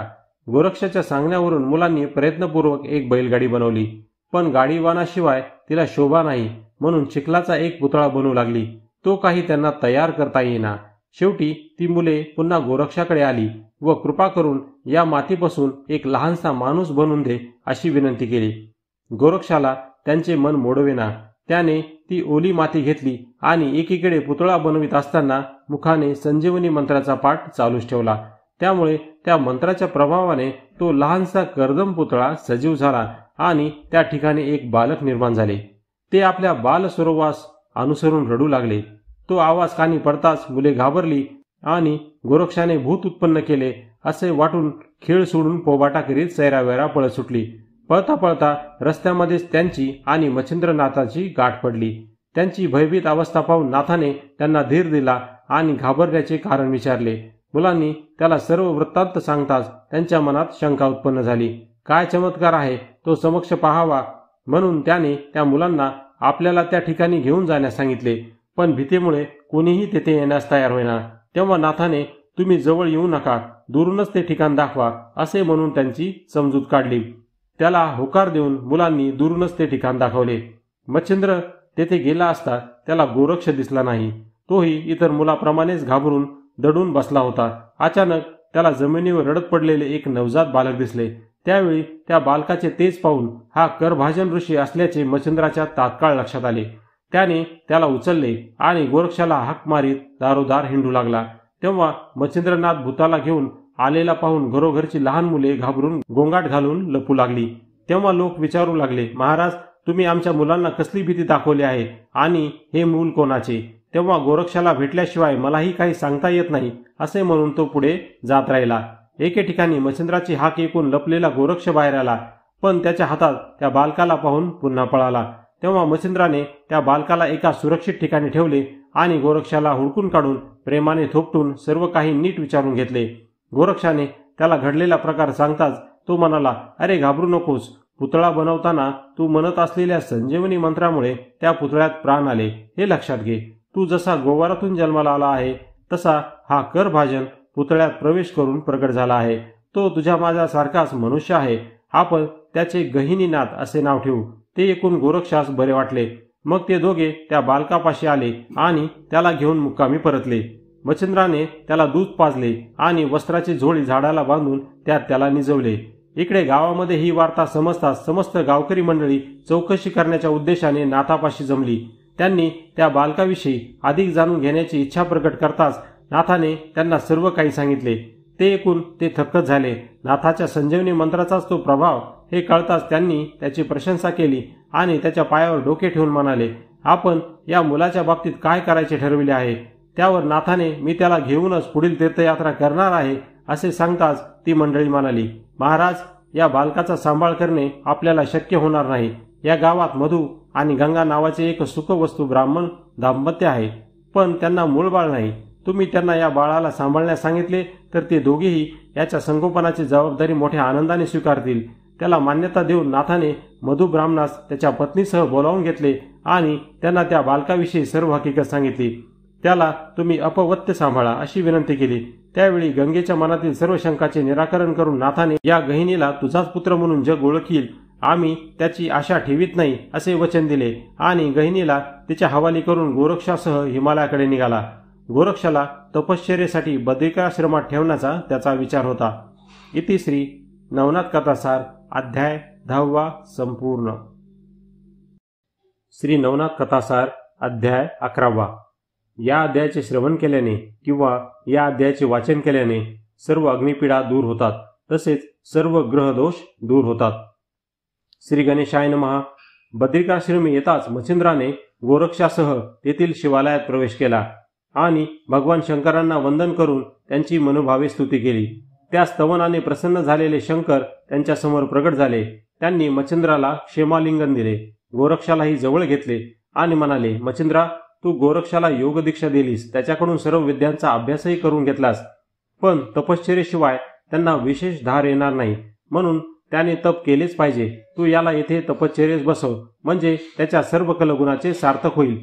त्याची चिंता करू नकोस. त्याला तीव्र तपाची पीडा होऊ नये म्हणून मी स्वतः जातीने लक्ष ठेवीन. ते ऐकून मच्छिंद्रास मोठे समाधान वाटले. त्याने गोरक्षाला शंकराच्या स्वाधीन केले आणि एका शुभ मुहूर्तावर त्याला तपश्चर्येस बसून पुढील तीर्थयात्रेस निघाला. त्यानंतरच्या काळात गया, प्रयाग, काशी अशा अनेक तीर्थांना भेटी देत मच्छिंद्र सेतुबंध रामेश्वरास गेला. तेथे मारुतीची भेट घेऊन त्याला आदराने वंदन केले. त्याला पाहून मारुतीस अत्यानंद झाला. तो म्हणाला, मच्छिंद्रा, गेली 24 वर्ष मी तुझ्या वाटेकडे डोळे लावून बसलो आहे. तू मला पूर्वी मी स्त्रीराज्यात जाईन असे वचन दिले होतेस, ते आता पूर्ण कर. ते ऐकून नाथाने त्याला तात्काळ होकार दिला. त्यामुळे मारुतीच्या मनातील रुखरुख संपली. रामेश्वरास 3 दिवस मुक्काम केल्यावर मारुती आणि मच्छिंद्र प्रवासास निघाले. गौड बंगाल प्रांतावरून ते थेट स्त्रीराज्यात गेले. स्त्रीराज्याची राणी मैनाकिनी सुंदर, पुण्यशील, वैभवसंपन्न, कलाप्रवीण व कार्यकुशल होती. तिच्या राज्यातील सर्व कामे स्त्रियाच करीत असत. मारुती आणि मच्छिंद्रांनी मैनाकिनीच्या राजवाड्यात प्रवेश केला तेव्हा आनंदलेली ती राणी स्वतः त्यांना सामोरी गेली. त्यांची पूजा करून त्यांचे उत्तम आदरातिथ्य केले आणि मारुतीस वंदन करून म्हणाली, हे कपिश्रेष्ठा, आपल्या समवेत हे कोण अतिथी आले आहेत? मारुती म्हणाला, हे राज्ञी, मी तुला पूर्वी मच्छिंद्रनाथ नावाचा योगी येथे येईल आणि तो तुझी पुरुष सहवासाची इच्छा पूर्ण करील असे वचन दिले होते. तोच हा मच्छिंद्रनाथ. ते ऐकून मैनाकिनीस अत्यानंद झाला. त्यानंतर 3 दिवस तेथे राहून मारुती रामेश्वरास गेला. मच्छिंद्रनाथ तिथेच राहिला. मैनाकिनीच्या सहवासात सर्व प्रकारचे राजऐश्वर्य व विषय सुखे भोगीत कालक्रमणा करू लागला. त्याच्या सहवासामुळे मैनाकिनी गरोदर राहिली. यथावकाश तिने एका सुंदर पुत्राला जन्म दिला. त्याचे नाव मीननाथ ठेवण्यात आले. त्याच्या रूपाने उपरिचर वसूच अंशावतार घेऊन आला होता. मच्छिंद्रनाथाला स्त्रीराज्यात जाऊन 3 वर्ष झाली होती. त्याचवेळी इकडे हस्तिनापुरात काय घडत होते ते पाहू. तेथे जनमे जयाचा 7वा वंशज बृहद्रवा नावाचा राजा राज्य करीत होता. एकदा त्याच्या मनात सोमयाग करण्याचा विचार आला. त्याप्रमाणे ब्राह्मणांना आमंत्रणे धाडून सोमयागास आरंभ केला. त्या यज्ञात अग्नीला वर्षभर आहुत्या देण्यात आल्या. एका वर्षाने पूर्णाहुती होऊन यज्ञ कार्य संपन्न झाले. पूर्वी शंकराने आपला तृतीय नेत्र उघडून मदनाचे दहन केले होते. तोच मदन अग्नीच्या उदरात वाढत होता. 9 नारायणापैकी अंतरिक्षाने त्यात संचार केला होता. बृहद्रव्याच्या यज्ञप्रसंगी हाच तेजस्वी गर्भ अग्नीने कुंडात टाकून दिला. पूर्णाहुतीनंतर यज्ञकुंडातील रक्षा बाहेर काढताना तो ब्राह्मणाच्या हाती लागला. राजाचा मुख्य पुरोहित महाज्ञानी होता. त्याने राजाला या बालकाची अलौकिक उत्पत्ती सांगून त्या बाळाला राजाजवळ दिले. अग्नीने दिलेला तो पुत्ररूपी प्रसाद पाहून राजाला अत्यानंद झाला. त्याने त्या बाळाला आपली पत्नी सुलोचना हिच्याकडे दिले व सर्व वृत्तांत सांगून म्हणाला, प्रिये, हा कोणीतरी अयोनी संभव अवतारी महात्मा आहे. आपला पुत्र मीनकेताप्रमाणे याचा संभाळ कर. ते ऐकून राणीला अत्यानंद झाला. तिने त्याला वात्सल्याने हृदयाशी धरले. राजाने त्या बाळाचे थाटात बारसे करून त्याचे जालंधर नाव ठेवले. पुढे एका शुभ मुहूर्तावर राजाने त्याचे उपनयनही केले. कालांतराने राजाच्या मनात जालंधराच्या विवाहाचे विचार येऊ लागले. त्याने आपल्या पुरोहिताला वधू शोधार्थ पाठवले. ही गोष्ट जालंधराला कळताच तो सुलोचनेला म्हणाला, आई, बायको म्हणजे काय, ती कशी असते? सुलोचना म्हणाली, कशी म्हणजे? माझ्यासारखी. मी आहे ना तशी. मग जालंधराने हीच गोष्ट आपल्या समवयस्क पण थोड्या मोठ्या सवंगड्यांना सांगितली. तेव्हा त्यांनी त्याला प्रपंचातले सुख कसे असते, स्त्री पुरुष कसे समागम करतात ते हावाभावासहित दाखवले आणि या अज्ञानाबद्दल त्याची चेष्टाही केली. ते ऐकून जालंधरास मोठा धक्काच बसला. त्याच्या मनात नाना प्रकारच्या विचारांचे काहूर माजले. आईसारखी आपली बायको आणि ही मुले सांगतात तसला प्रकार म्हणजे किती किळसवाना. त्याला काय करावे ते सुचेना. मनातून प्रपंचाचा विचार टाकून तो घोर अरण्यात निघून गेला. राजाने त्याचा शोध घेण्याचा खूप प्रयत्न केला, पण त्याचा थांगपत्ता लागला नाही. एके दिवशी दऱ्याखोऱ्यातून हिंडून थकलेला जालिंदर झोपेत असताना अचानक वणवा पेटला. उग्र रूप धारण केलेला तो अग्नी वृक्षवेलीचे भक्षण करीत जालंधरपाशी आला आणि ते आपलेच बाळ आहे हे पाहून सौम्य झाला. याला आपण राजवाड्यात सोडलेले असताना हा येथे कसा? या विचाराने तो चिंतामग्न झाला. त्याने जालंधराला उठवले आणि त्याची प्रेमाने चौकशी केली. तेव्हा जालंधराने त्याला तुम्ही कोण म्हणून विचारले. तेव्हा अग्नी म्हणाला, तुझी आई व बाप दोन्ही मीच आहे. ते ऐकून जालंधराला मोठे नवल वाटले. त्याचा संभ्रम दूर करण्यासाठी अग्नीने त्याच्या जन्माची सर्व कथा सांगितली. इथे श्री नवनाथ कथासार अध्याय 11 संपूर्ण. श्री नवनाथ कथासार अध्याय 12. या अध्यायाचे श्रवण केल्याने किंवा या अध्यायाचे वाचन केल्याने देवतांची तुमच्यावरची अवकृपा झाली असेल ती दूर होईल आणि सर्व देवता तुम्हाला अनुकूल होतील. श्री गणेशाय नमः. अग्निनारायणाने जालिंदरास त्याचे जन्मवृत्त सांगितले आणि म्हणाला, बाळ, मी सर्वांची इच्छा पूर्ण करतो. यावेळी तुझ्यावर काही प्रसाद करावा असे मला वाटते. तरी तुझ्या मनात काही इच्छा असल्यास निसंकोचपणे सांग. तेव्हा जालिंदर म्हणाला, तात महाराज, मला कसलीच इच्छा नाही. तरी हा जो नरदेह प्राप्त झाला आहे त्याचे सार्थक होईल असे काहीतरी करा. इतराप्रमाणे मीही जन्मलो आणि मेलो असे होऊ नये. तुमचा पुत्र सत्कीर रूपाने चिरंजीव राहील असे करा. ते ऐकून अग्नीला मोठे कौतुक वाटले. आपल्या मुलाला जगत कल्याणासाठी आवश्यक ते सर्व प्राप्त व्हावे म्हणून त्याला घेऊन तो त्वरेने दत्तप्रभूकडे गेला. दत्तगुरूंनी त्या दोघांचे उत्तम स्वागत केले आणि अग्निदेवाला येण्याचे कारण विचारले. तेव्हा जालिंदराकडे निर्देश करून तो म्हणाला, महाराज, हा जालिंदर मदनाचाच अंश आहे. भगवान शंकरांनी त्याला माझ्या हवाली केले तेव्हा त्याचे भस्म न करता मी माझ्याच उदरात ठेवून त्याला वाचविले. माझ्या उदरात तो गर्भरूपाने असताना अंतरिक्ष नारायणाने त्यात संचार केला. बृहद्रव्याच्या सोमयागात ते तेज मी अंतरिक्षाच्या जीवांशासह बाहेर टाकले. तोच हा बालक जालिंदर नावाने राजाकडे वाढला आणि उपनयनानंतर राजगृह सोडून अरण्यात गेला. तेथे याची व माझी पुनर्भेट झाली. आता मी त्याला तुमच्या पायाशी आणले आहे, तरी याच्यावर अनुग्रह करून याला धन्य करा. ते ऐकून दत्तप्रभूंना फार संतोष वाटला. ते म्हणाले, मी याचा स्वीकार केला आहे, पण याने माझ्याकडे 12 वर्ष राहिले पाहिजे. त्याला मान्यता देऊन अग्नीने त्यांचा निरोप घेतला. त्यानंतर 12 वर्ष जालिंदर दत्तप्रभूकडेच राहिला. त्या कालावधीत दत्तगुरूंनी त्याला मंत्रदीक्षा देऊन अद्वैताचा बोध केला. त्याच्याकडून बराच अभ्यास करून घेतला. त्याला सर्व प्रकारच्या कला, विद्या, शास्त्र यामध्ये पारंगत केले आणि सर्व देवताकडून वरदान देविले. त्यानंतर जालिंदराला अग्नीकडे सोपून ते म्हणाले, माझे कार्य मी पार पाडले. आता तू याला देवतांच्या भेटीला घेऊन जा. तेव्हा दत्तगुरूंची प्रशंसा करून अग्निदेवाने जालिंदरासहित प्रस्थान केले. त्याला त्रिभुवनातील दैवते दाखवली. मच्छिंद्रनाथाप्रमाणे त्या सर्व देवता त्याला वश करून दिल्या. मग त्याला 12 वर्ष बद्रिकाश्रमी तपश्चर्येत बसवले. त्याच्या घोर तपश्चर्येने प्रसन्न झालेल्या हरिहर ब्रह्मादी सर्व देवांनी त्याला अनेक आशीर्वाद दिले. जालिंदराची तपश्चर्या फळास आली आणि त्याला देवतांचा आशीर्वादही प्राप्त झाला. म्हणून बद्रीनाथास फार बरे वाटले. त्यांनी जालिंदर आणि अग्नीला 3 दिवस आपल्यापाशीच ठेवून घेतले. त्यावेळी जालिंदरावर एक कामगिरी सोपवण्याचा विचार करून ते म्हणाले, ब्रह्मदेवाची कन्या सरस्वती 12 वर्षाची असताना तिचे अप्रतिम सौंदर्य व शृंगारलेले लावण्य पाहून ब्रह्मदेव कामपिडी झाला. पित्याची बुद्धी फिरलेली पाहून सरस्वतीने सत्यलोकातून पळ काढला. वासनेने उन्मत्त ब्रह्मदेवही तिच्या मागे धावू लागला. धावता धावता त्याचा वीर्यपात झाला. ते वीर्य हिमालयातील जंगलात झोपलेल्या एका महाकाय हत्तीच्या कानात पडले. त्या वीर्यात प्रभुत्त नारायणाने संचार केलेला आहे. या गोष्टीला अनेक युगे झाली. तो हत्ती चिरंजीव असल्यामुळे अजूनही जिवंत आहे. जालंधरा, तू त्याला बाहेर काढ आणि आपला शिष्य कर.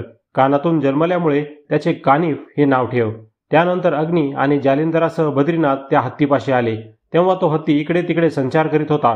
जालिंदराने त्या महागजावर मोहनास्त्र व स्पर्शास्त्राचा प्रयोग करून त्याला एका जागी शांत स्थिर उभे केले आणि हत्तीच्या जवळ जाऊन हाका मारीत म्हणाला, हे प्रबुद्धा, मी तुला न्यायला आलो आहे. आम्ही तुझे नाव कानिफ ठेवले आहे. आता विलंब न लावता कानातील बैठक सोडून बाहेर ये. ते ऐकून हत्तीच्या कानातून 16 वर्षाचा एक तेजपुंज तरुण बाहेर आला. जालिंदराने त्याला खाली उतरवताच त्याने त्या तिघांना नमस्कार केला. शंकरांनी त्याला प्रेमाने जवळ घेतले आणि जालिंदराकरवी त्याला मंत्रोपदेश दिला. त्या अनुग्रहाने वक्ता वक्ताचे खरे ज्ञान होऊन कानिफ ब्रह्मरूप झाला. कार्यसिद्धी होताच ते सर्वजण बद्रिकाश्रमास परतले. तेथे दत्तप्रभूंनी तुला दिलेली विद्या यालाही शिकव अशी सूचना जालिंदरास देऊन अग्निदेव गुप्त झाले. त्यानुसार भगवान शंकराच्या सहवासात 6 महिने राहून जालिंदराने कानिफास सर्व प्रकारे विद्या संपन्न केले. त्यानंतर शंकराच्या सूचनेवरून त्याने अस्त्रदेवतांना आवाहन करून माझा शिष्य कानिफ यास वर देऊन उपकृत करा अशी विनंती केली. तेव्हा वरदाने काय वाटेवर पडली आहेत? पुढे तुझे हजारो शिष्य होतील म्हणून आम्ही प्रत्येकाला वश व्हायचे की काय असे म्हणून सर्व देव स्वस्थानी जाण्यास निघाले. तेव्हा संतापलेल्या जालिंदराने त्यांच्याशी युद्धच आरंभले. या युद्धात नाथापुढे अस्त्रांचाही टिकाव लागत नाही हे पाहून देव शस्त्रे उपसून त्याच्यावर धावली. तेव्हा नाथाने कामिनी अस्त्राच्या साह्याने असंख्य अप्सरा उत्पन्न करून त्या सर्वांना काममोहित केले. त्या अप्सरांनी देवांना बोरीच्या झाडावर नेले. तेव्हा नाथाने स्पर्शास्त्राच्या साह्याने त्यांना तेथेच चिकटून ठेवले. अस्त्रजन्य स्त्रियांनी त्या सर्वांची वस्त्रे फेडून जालिंदरपाशी आणून टाकली. तेव्हा लज्जित झालेल्या देवांची ती दुर्दशा पाहून जालिंदराने कानिफाला खून करून देवांना वस्त्रे नेसवण्यास सांगितले आणि विभक्तास्त्र योजून त्यांना मुक्त केले. नाथाचे सामर्थ्य ओळखलेल्या देवांनी कानिफास सर्व वरदाने दिली आणि जालिंदराला शाबरी कैत्वाच्या कार्यात सहाय्य करण्याचे मान्य करून आपापल्या स्थानी प्रस्थान केले. इति श्री नवनाथ कथासार अध्याय 12 संपूर्ण. श्री नवनाथ कथासार अध्याय 13. या अध्यायाचे वाचन केल्याने किंवा या अध्यायाचे श्रवण केल्याने स्त्री हत्येचा दोष नाहीसा होईल व तुमच्या पूर्वजांचा उद्धार होईल. श्री गणेशाय नमः. जालंधराने देवांची जी फजिती केली ती हरिहरांनी दुरूनच पाहिली होती. देव निघून जाताच जालिंदर व कानिफासह तेही 3 दिवस बद्रिकाश्रमात राहिले. त्या मुक्कामी जालिंदराच्या पराक्रमाची व गुणाची प्रशंसा करून भगवान शंकर त्याला म्हणाले, नाथा, कलियुगात वेदविद्या मागे पडेल, त्यामुळे तिच्या योगाने होणारी कार्य होणार नाहीत. अशा वेळी तरुण जाण्याच्या दृष्टीने लोकांना काही साधन मिळाले नाही तर ते दुःखी होतील. यातून मार्ग असावा म्हणून तुम्ही नाथांनी शाबरी कवित्व सिद्ध करून ठेवायचे आहे. हा सर्व खटाटोप लोकांचे हित लक्षात घेऊन केवळ परोपकाराच्या दृष्टीनेच करावायचे आहे. हे काव्य कितीतरी मोठे असायला हवे. थोडेसे मंत्र सर्व प्रजेला पुरेसे होणार नाहीत. यात तू स्वतः 34 कोटी 12 लक्ष व कानिफाने 6 कोटी 8 लक्ष इतकी मंत्र निर्मिती करायची आहे. प्रत्येक कलियुगात अवतार घेऊन तुम्ही ही विद्या उदयास आणता. पुढे याच्या प्रचार प्रसाराचेही काम करायचे आहे. तुम्ही सर्वज्ञ आहात म्हणून अधिक काही सांगत नाही. त्यानंतर जालिंदरास आशीर्वाद देऊन ते दोन्ही देव स्वस्थानी गेले. भगवान शंकराकडून कार्यप्रेरणा मिळाल्यावर त्याची पूर्तता करण्यासाठी जालिंदर व कानिफ यांनी 12 वर्ष तेथेच वास्तव्य करून अथक परिश्रमाअंती 40 कोटी 20 लक्ष इतके कवित्व केले. मग शंकराच्या सूचनेनुसार नाग अश्वत्थापाशी विधीपूर्वक हवन करून ते सर्व मंत्रप्रयोग सिद्ध करून घेतले. सूर्यकुंडातील जलाने सिंचन करून नाग अश्वत्थावरील सर्व दैवते अनुकूल करून घेतली. कार्य संपन्न होताच ते दोघे बद्रिकाश्रमी परतले. तेथे बद्रीनाथाच्या साक्षीने कानिफासह तपश्चर्येस बसून जालिंदर तीर्थाटनास निघाला. कोणत्याही क्षेत्रात प्रवेश करताना जालिंदराचा एक परिपाठ असे. तो सर्वप्रथम रानात जाई आणि गवत कापून त्याची मुळी डोक्यावर घेऊन मगच गावात शिरे. जालिंदरनाथ हा अग्नीचा पुत्र असल्याने एका दृष्टीने वायूचा नातूस होता. तेव्हा वायुभाराचे ओझे होऊ नये यासाठी त्याच्या मस्तकावरील भारा आपणाकडेच घेत असे. त्यामुळे चालताना तो भारा त्याच्या डोक्यावर तरंगताना दिसे. गावातून फेरफटका मारताना ते गवत जालिंदर गाईगुरांना खाऊ घाली. याप्रमाणे फिरत फिरत जालिंदरनाथ गौड बंगाल देशातील हेलापट्टण गावी आला. तेथे त्याच्या डोक्यावरून अधांतरी जाणारा भारा पाहून आश्चर्यचकित झालेले लोक हा कोणीतरी सिद्ध पुरुष असावा असे वाटून त्याच्या दर्शनास गर्दी करू लागले. तेव्हा जनसंपर्क टाळण्यासाठी तो घाणेरड्या दुर्लक्षित जागी राहू लागला आणि गल्लीबोळात भिक्षा मागून उदरनिर्वाह करू लागला. त्यावेळी हेलापट्टणावर गोपीचंद नावाचा राजा राज्य करीत होता. तो सुंदर, पराक्रमी, बलाढ्य व सर्व ऐश्वर्याने संपन्न होता. त्याची आई मैनावती ही विधवा पण मोठी साध्वी होती. राजा तिला फार मान देत असे. एके दिवशी मैनावती राजप्रसादाच्या सज्जात उभी असताना सहजच तिचे लक्ष हमरस्त्यावरून जाणाऱ्या जालिंदराकडे गेले. त्याच्या डोक्यावरील अधांतरी तरंगणारा गवताचा भारा पाहून तिला आश्चर्य वाटले.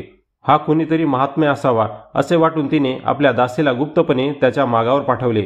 नित्याप्रमाणे तो जती गाईगुरांना चारा घालीत गल्लीबोळातून हिंडत तिने सांजेच्या वेळेस सांदी कोपऱ्यातील उकरड्यावर जाऊन बसला. दासीने तेथील खानाखुणा नीट लक्षात ठेवल्या आणि राजप्रसादात परतून मैनावतीला सर्व वृत्तांत सांगितला. त्या दिवशी रात्र समयास सर्वत्र निजानीज झालेली पाहून काही फळे व मिष्टान्य घेऊन मैनावती दासी समवेत प्रसादाबाहेर पडली. बाहेर निघताना त्या दोघींनी स्वतःभोवती कांबळी ओढून घेतली. जालंधरपाशी जाताच त्या दोघींनी त्याच्या चरणावर डोके ठेवून नमस्कार केला आणि आणलेली तबक त्याच्या सन्मुख ठेवली. त्यावेळी मैनावतीने नाथाची स्तुती करून मला उपदेश द्या अशी विनंती करताच नाथाने शिव्या देत त्या दोघींना दगड मारले. पण मैनावतीने आपले धैर्य जरा देखील ढळू दिले नाही. ती आपल्या निश्चयाशी ठाम राहिली. ते पाहून नाथाने रुद्रावेश टाकून तिची प्रेमाने चौकशी केली. तेव्हा मैनावती म्हणाली, महाराज, मी त्रिलोचनाची पत्नी आणि राजा गोपीचंदाची माता आहे. काळाने माझ्या पतीचे छत्र हिरावून नेले. तेव्हापासून या जन्म मरणरूपी जगरहाटीपासून सुटण्यासाठी काय करावे या विचारांनी मी तळमळते आहे. तरी कृपा करून मला मार्ग दाखवा. माझी अव्हेर करू नका. मला एहिकातले काही नको. मला मृत्यूभयातून सोडवा. मी तुम्हाला शरण आहे. माझ्यावर कृपा करा. मी रोज रात्री येऊन तुमची सेवा करील. त्यावेळी नाथाला तिच्या तळमळीची व तिच्या नम्रतेचे मोठे कौतुक वाटले. पण त्याने वरकरणी काही दाखवले नाही. त्यानंतर मैनावतीने जालिंदराची 6 महिने भक्तिभावाने सेवा केली. एके दिवशी ती नाथाची डोके आपल्या मांडीवर घेऊन बसली असताना त्याने एक मायावी भ्रमर निर्माण केला. त्याने तिची मांडी पोखरण्यास सुरुवात केली. मैनावतीने ती वेदना सहन केली, पण नाथाची निद्रा भंग होऊ दिली नाही. जाग येताच नाथाने मैनावतीच्या मांडीतील छिद्र पडले असून सर्वत्र रक्त विखुरलेले आहे हे पाहिले. ते पाहून प्रसन्नचित्त झालेल्या नाथाने तिला त्याच क्षणी तारक मंत्राचा उपदेश केला. त्यामुळे तिला अद्वैत स्थिती प्राप्त झाली. जालिंदराने अमरपद देऊन तिच्या जन्माचे सार्थक केले. इति श्री नवनाथ कथासार अध्याय 13 संपूर्ण. श्री नवनाथ कथासार अध्याय 14. या अध्यायाचे श्रवण केल्याने किंवा या अध्यायाचे वाचन केल्याने कारागृहातून मुक्तता होईल व समाजामध्ये निर्दोषपणे राहता येईल.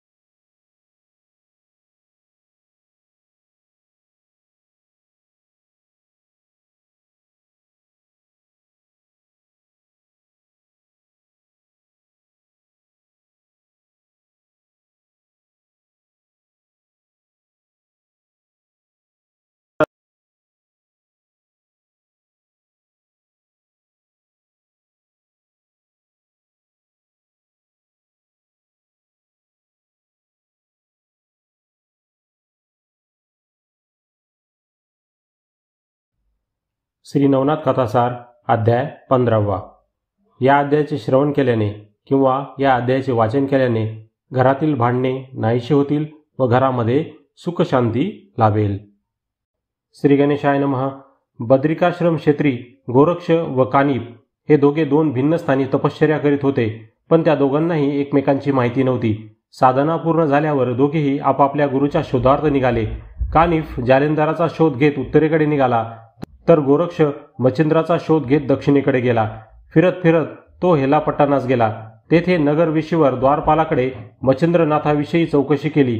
तेव्हा त्यांनी 10 वर्षापूर्वी जालिंदर नावाचा एक साधू वर्षभर राहून गेल्याचे सांगितले आणि त्याच्या संदर्भातील अधांतरी तरंगणाऱ्या वाऱ्याची नवलकथाही ऐकवली. तेव्हा आपले गुरु मच्छिंद्रनाथ नाव बदलून येथे राहिले असावेत असा विचार करून तो नगरात प्रवेशला. तेथे भिक्षा मागत असताना तो गोपीचंदाने जालिंदरास ज्या ठिकाणी पुरले तेथे आला आणि एका घरासमोर उभे राहून त्याने अलक निरंजन अशी हाक दिली. तो सवाल ऐकताच जालिंदराने भूगर्भातून आदेश शब्द उच्चारला. तेव्हा गोरक्ष म्हणाला, मला आदेश करणारे जती महाराज, आपण कुठे आहात? आपले नाव काय? तेव्हा जालिंदराने त्याला स्वतःचे नाव व सध्या तो जमिनीच्या पोटात असल्याचे सांगितले. मग त्याने गोरक्षाची विचारपूस केली. त्यानेही स्वतःचे नाव, गुरुचे नाव सांगितले आणि म्हणाला, महाराज, आपली अशी स्थिती कशी झाली? तेव्हा जालिंदराने त्याला सर्व इतिवृत्त सांगितले. ते ऐकून संतापलेला गोरक्ष गोपीचंदाला धडा शिकवण्याची वार्ता करू लागला. तेव्हा जालिंदराने त्याला शांत केले आणि सध्या याविषयी कोठेही वाच्यात न करता पुढे जावे, पण कानिफ नावाचा माझा शिष्य भेटल्यास त्याला हे सगळे सांगावे अशी सूचना केली. ते मान्य करून गोरक्षाने ते नगर सोडले आणि यात्रा करीत जगन्नाथपुरीस गेला. इकडे कानिफही लोकांना सन्मार्गाचा उपदेश करीत जालिंदराला शोधत हिंडत होता. आपल्या 700 शिष्यांना बरोबर घेऊन तो नित्य प्रवास करीत असे. अशा प्रकारे फिरत फिरत तो पूर्वेकडील स्त्री राज्यापाशी आला. त्या राज्यात गेलेला कोणीही पुरुष वाचत नाही अशी वंदता पसरली असल्यामुळे प्रत्यक्ष आपला गुरुच तेथे जाऊ इच्छितो हे समजताच त्याच्या शिष्यांचे धाबे दणाणले. त्यांना पुढे जाण्यास धीर होईना. ते जागोजागी बसून आपापसात उलटसुलट चर्चा करू लागले. ती वार्ता कानिफाला समजताच त्याने त्यांच्या मनात धैर्य आणि आत्मविश्वास निर्माण करण्यासाठी लीला दाखवण्याचे ठरवले. स्त्री राज्याचा मार्ग सोडून त्याने बाकीच्या सर्व दिशा स्पर्शास्त्राने भारून टाकल्या आणि आपल्या शिष्यांना म्हणाला, मी स्त्री राज्यात जाणार आहे, पण मी न भीता गुरुवर श्रद्धा ठेवून जाणार आहे. ज्यांना आपल्या जीवाची भीती वाटत असेल त्यांनी खुशाल परत फिरावे. ते ऐकून त्याचे 7 शिष्य वगळता बाकीचे सर्व शिष्य मागे फिरले आणि काही अंतर जाताच स्पर्शास्त्राच्या प्रभावाने जमिनीला खिळले. ते आपले चिकटलेले पाय हाताने हलवण्याचा प्रयत्न करू लागले, तर त्यांचे हातही जमिनीला चिकटले आणि ते ओनवेच राहिले. तेव्हा नाथाने विभक्तास्त्राने भारलेली विभूती आपल्या 7 शिष्यांच्या कपाळास लावली आणि त्यांना जमिनीत चिकटलेल्या शिष्यांच्या पाठीवर एक एक दगड ठेवून येण्यास सांगितले. त्यांना पाहून ते शेकडो शिष्य शर्मिंद झाले. 7 जणांनी मोठाले दगड आणून त्या प्रत्येकाच्या पाठीवर ठेवले, तर तेही पाठीला चिकटले. ते ओझे असह्य होऊन ते तळमळू लागले. तेव्हा 7 जणांनी त्यांची चांगलीच कानउघडणी केली. तेव्हा ते सर्वजण नाथाची क्षमा मागून सोडविण्याची विनंती करू लागले. हे वृत्त त्या शिष्यांनी कानिफाला सांगताच त्याने विभक्तास्त्राच्या साह्याने त्यांची मुक्तता केली. तेव्हा त्या सर्वांच्या मनात नाथाविषयी पूज्यभाव निर्माण झाला आणि ते स्त्रीराज्याकडे निघाले. सायंकाळच्या सुमारास कानिफनाथ सरहद्दीवर आला आणि त्याने विश्रांतीसाठी तेथेच डेरा टाकला. त्या रात्री मारुती भुभुकार करण्यासाठी स्त्रीराज्यात जात असताना तोही स्पर्शास्त्राच्या तावडीत सापडला, पण त्याने अस्त्राला जुमानले नाही. तेवढ्यात त्याला नाथपंथीयाचा जथा दिसला. हे काम त्यांच्यापैकी कोणाचे तरी असावे हे त्याने ओळखले आणि हे लोक जर आत गेले तर मी गुंतून ठेवलेल्या मच्छिंद्रनाथाला बोध करून परत नेतील, त्यामुळे मैनाकिनी दुःखी होईल. तेव्हा या मंडळींना इथूनच घाबरून हकलून दिले पाहिजे असा विचार करून त्याने विशाल रूप धरून गगनभेदी गर्जना केली. ती ऐकून कानिफाचे शिष्य स्वसंरक्षणासाठी त्याच्यापाशी धावले. त्या सर्वांना धीर देऊन कानिफ मारुतीचा प्रतिकार करण्यास सरसावला. मग त्या 2 महावीरामध्ये एकच धुमश्चक्री उडाली. दगड शिळा भिरकवणाऱ्या मारुतीने नाथाच्या वज्रास्त्राचे चूर्ण केले. तेव्हा चिडलेल्या नाथाने कालिका, अग्नी, इंद्र आणि वायू अशा 4 अस्त्रांचा एकदमच मारा करून मारुतीला जर्जर केले. त्यावेळी वायूने समुद्राने मारुतीची समजूत काढून त्याचे व नाथाचे सख्य करून दिले. तेव्हा कानिफाने मच्छिंद्रनाथाला कोणताही उपदेश करून त्याचे मन वळविण्याचा प्रयत्न करू नये या अटीवरच त्याने कानिफनाथाला स्त्री राज्यात जाण्याची अनुमती दिली. ते मान्य करून नाथाने तेथे प्रवेश केला. हे वृत्त मच्छिंद्रनाथाला कळताच त्याच्या मनात तो गोरक्ष असल्यास आपल्याला या सर्व सुखांचा त्याग करून त्याच्याबरोबर जावे लागेल अशी चिंता उत्पन्न झाली. पण तसे न दर्शवता तो कानिफ भेटीस निघाला आणि तो गोरक्ष नाही हे पाहून सुटकेचा निश्वास टाकला. त्याने कानिफाची आस्थेने चौकशी केली आणि महिनाभर मोठ्या आग्रहाने आपल्यापाशीच ठेवून घेतले. इतिश्री नवनाथ कथासार अध्याय 15 संपूर्ण. श्री नवनाथ कथासार अध्याय 16. या अध्यायाचे श्रवण केल्याने किंवा या अध्यायाचे वाचन केल्याने दुष्ट स्वप्नांचा नाश होईल. श्री गणेशाय नमः. कानिफाच्या परतीचा दिवस निकट येऊ लागला तेव्हा मच्छिंद्राच्या मनात पुढे याची व गोरक्षाची गाठ भेट झालीच तर गोरक्ष येथे येऊन आपल्याला घेऊन जाईल, तसे झाल्यास आपल्याला येथील सर्व सुखांना मुकावे लागेल अशी एक वेगळीच हुरूर निर्माण झाली. त्यावर उपाय म्हणून कानिफ व त्याच्या शिष्यांना स्त्री राज्याबाहेर जाऊच द्यायचे नाही असे मच्छिंद्राने ठरवले. त्याने कानिफाला अनेक प्रकारचे मोह घातले. अप्सरांनाही लाजवतील अशा सुंदर स्त्रिया त्याच्याकडे व त्याच्या शिष्याकडे पाठवल्या, पण त्यांच्यापैकी कोणीही त्या ललनांना दाद मागू दिली नाही. त्यामुळे मच्छिंद्राचा निरुपाय झाला. त्याने मोठ्या सन्मानाने त्याला निरोप दिला. स्त्रीराज्यातून निघालेला कानिफ पुढे गौडबंगालात गेला. त्या समयास त्याची सर्वत्र कीर्ती झालेली होती. त्यामुळे तो जेथे जेथे जाई तेथे तेथे त्याचे उत्तम स्वागत होई. हेलापट्टणचा राजा गोपीचंदही त्याच्याविषयी ऐकून होता. इकडे जगन्नाथहून निघालेला गोरक्षही बंगाल प्रांतातच हिंडत होता. त्या प्रवासात एके दिवशी त्याची व कानिफाची एका अरण्यात योगायोगाने गाठ भेट झाली. एकमेकांना भेटून त्यांना खूप आनंद झाला. तेव्हा कानिफाच्या मनात गोरक्षाला कोणत्या विद्या अवगत आहेत हे जाणून घेण्याची इच्छा उत्पन्न झाली. तो गोरक्षाला म्हणाला, नाथजी, येथील आम्रवृक्षावर चांगली फळी पिकलेली आहेत. मी शिष्यांना पाठवून काही आंबे आणवितो. त्यावर गोरक्ष म्हणाला, त्यांना कशाला त्रास देता?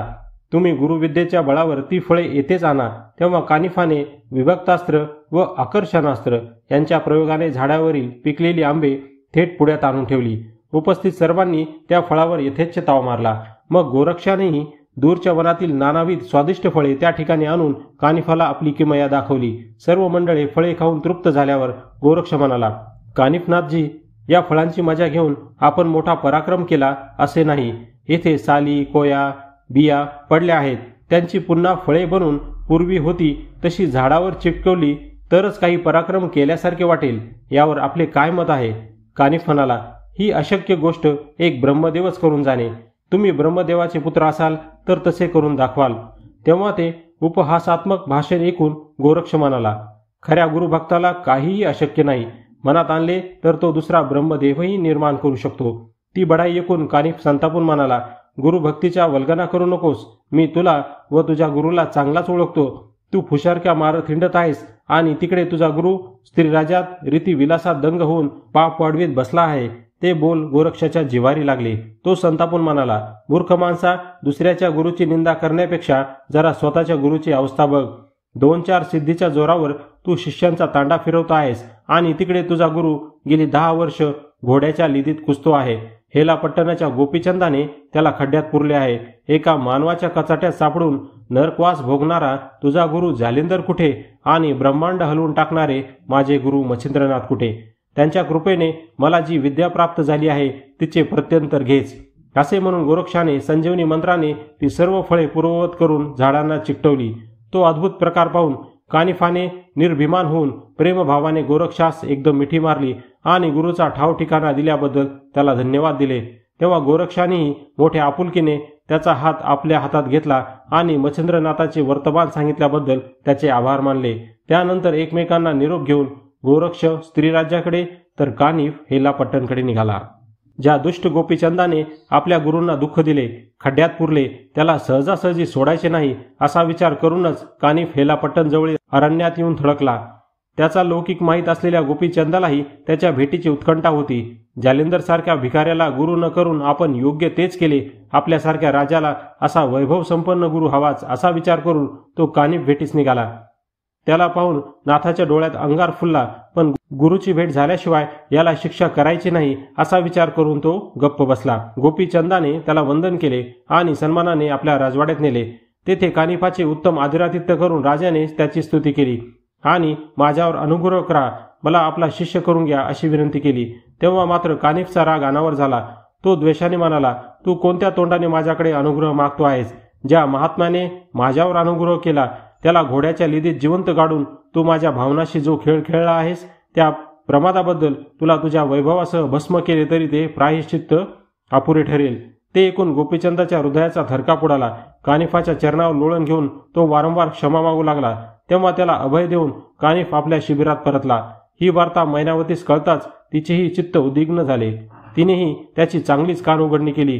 गोपीचंदाने तिचीही क्षमा मागितली आणि नाथाचा राग शांत करण्याची विनंती केली. त्याच्या सांगण्यावरून मैनावतीने कानिफाची भेट घेतली आणि नात्याने मी तुमची गुरुभगिनी आहे असे सांगून गोपीचंदावर कृपा करावी म्हणून पदर पसरला. त्यावेळी नाथानेही तिचीही हजेरी घेतली, पण तिच्याकडून सर्व वृत्त समजताच तो शांत झाला. मी तुझ्या पुत्राचे अकल्याण करणार नाही असे वचन देऊन त्याने तिला परत पाठवले. मैनावतीने ही गोष्ट गोपीचंदाला सांगितली, त्यामुळे त्याची भीती कमी झाली. इति श्री नवनाथ कथासार अध्याय 16 संपूर्ण. श्री नवनाथ कथासार अध्याय 17. या अध्यायाचे वाचन केल्याने किंवा या अध्यायाचे श्रवण केल्याने योगसिद्धी प्राप्त होते व सन्मार्ग प्राप्त होतो. श्री गणेशाय नमः. दुसरा दिवस उजाडताच गोपीचंद कानिफनाथाच्या शिबिरात गेला व त्याला नमस्कार करून हात जोडून उभा राहिला. कानिफ त्याला म्हणाला, राजा, तू जालिंदरनाथाला जेथे पुरले आहेस ती जागा दाखव. राजाने होकार देताच कानिफाने एका शिष्याला त्याच्याबरोबर पाठवले. तो ती जागा पाहून आला. मग कानिफाने राजाला विचारले, राजा, आता नाथांना कसे बाहेर काढतोस तेच सांग. गोपीचंद निरुत्तर झाला आणि नम्रपणे हात जोडून म्हणाला, महाराज, मी काय सांगणार, आपण सर्वज्ञ आहात, तेव्हा आपणच योग्य तो निर्णय घ्या. कानिफ म्हणाला, राजा, जालिंदरांना बाहेर काढताना मला तुझ्याही प्राणाचे रक्षण करायचे आहे, म्हणून तू सर्वप्रथम तुझ्यासारखे दिसणारे असे सोने, रुपे, तांबे, पितळ व लोखंडाचे 5 पुतळे तयार करून घे. त्यानुसार गोपीचंदाने राज्यातील कसबी कारागिराकडून तसे पुतळे तयार करून घेतले. ते पुतळे घेऊन कानिफ राजासह जालिंदराला जेथे पुरले होते त्या जागी गेला व राजाला म्हणाला, यातील एक एक पुतळा या जागी ठेवायचा आहे. मग कुदळीने खणायचे. त्यावेळी भूगर्भातील जालिंदर तुला तुझे नाव विचारतील. त्यांना आपले नाव सांगायचे आणि त्वरेने बाजूला व्हायचे. त्या सूचनेनुसार गोपीचंदाने सोन्याचा पुतळा त्या जागेवर ठेवून कुदळ मारण्यास सुरुवात केली. तो आवाज ऐकून जालिंदराने विचारले, कोण खणतोय? राजा म्हणाला, मी गोपीचंद राजा खणतोय. उत्तर देताच तो पुतळ्यापासून दूर जाऊन उभा राहिला. इकडे गोपीचंदाचे नाव कानी पडताच जालिंदराने तुझे भस्म हो असा शाप दिला. त्याचबरोबर तो सोन्याचा पुतळा जळून भस्म झाला. ते पाहून गोपीचंद घाबरला. कानिफाने त्याला सावरण्याचा इशारा करून पुन्हा कुदळ मारण्याची आज्ञा केली. त्यावेळी रुपयाचा पुतळा जळून गेला. मग तांबे, पितळ आणि लोखंड यांचेही पुतळेही एक एक करून जळून गेले. पुतळे संपताच कानिफ राजाला म्हणाला, आता कुदळीचा घाव घालशील तेव्हा तू बोलू नकोस, मी बोलेन. कानिफाच्या सूचनेनुसार गोपीचंद पुन्हा कुदळीने प्रहार करू लागला. इकडे जालिंदराने विचार केला, माझा क्रोधाग्नी सर्व ब्रह्मांड जाळण्यास समर्थ असूनही ज्या अर्थी हा गोपीचंद वाचला आहे त्या अर्थी साक्षात भगवंतच याचा पाठीराखा आहे. आताही गोपीचंद जिवंत असेल तर त्याला अमर करायचे. त्याने कुदळ मारणाऱ्यास त्याचे नाव विचारले. तेव्हा कानिफ म्हणाला, गुरुदेव, मी तुमचा पुत्र कानिफ या भूमीवर सर्वत्र शोध घेऊन येथे आलो आहे. तुमच्या शिष्याची हौस पूर्ण व्हावी म्हणून हा गोपीचंद राजा खड्डा खणून तुम्हाला बाहेर काढण्याचा प्रयत्न करीत आहे. ते ऐकून जालिंदराचा राग मावळला. गोपीचंद चिरंजीवी हो असा आशीर्वाद देऊन त्याने खाच उकरण्यास परवानगी दिली. मग राजाने अनेक मजूर लावले. ते खणत असताना वज्रास्त्रामुळे कुदळीची गती खुंटली. तेव्हा जालिंदराने काम थांबविण्यास सांगून शकास्त्राच्या साह्याने वज्रास्त्र मोकळे केले व स्वतः आतून बाहेर आला. कानिफ व जालिंदर एकमेकांना मोठ्या प्रेमाने भेटले. दोघांच्याही डोळ्यातून आनंदाश्रू वाहू लागले. जालिंदर म्हणाला, कानिफ, आज तुझ्यामुळेच हा राजा वाचला, अन्यथा याची धडगत नव्हती. ते ऐकून गोपीचंदाने त्यांच्या चरणावर लोळण घेतली आणि घडलेल्या अपराधाबद्दल काकुळतेने क्षमा मागू लागला. तेव्हा त्याला जवळ घेऊन जालिंदर म्हणाले, बाळ, आज वाचला आहेस, आता चंद्रसूर्य असेपर्यंत अमर होशील. ते ऐकून मैनावती गहिवरली. तिला जवळ घेऊन जालिंदरांनी तिचेही सांत्वन केले आणि गोपीचंदास म्हणाले, बाळ, तुझ्या मनात जी इच्छा असेल ती सांग. अशाश्वत भोगांचा राजमार्ग आणि शाश्वत चिरंतन सुखाचा वैराग्य मार्ग दोन्ही तुला मोकळे आहेत. गोपीचंद म्हणाला, महाराज, हे राजवैभव आसक्ती वाढून बंधनात टाकणारे आहे. सनातन पद प्राप्त करण्यासाठी वैराग्य मार्गाचा अवलंब हा एकच पर्याय आहे. तेव्हा माझ्यावर कृपा करून मला आपल्यासारखे करा.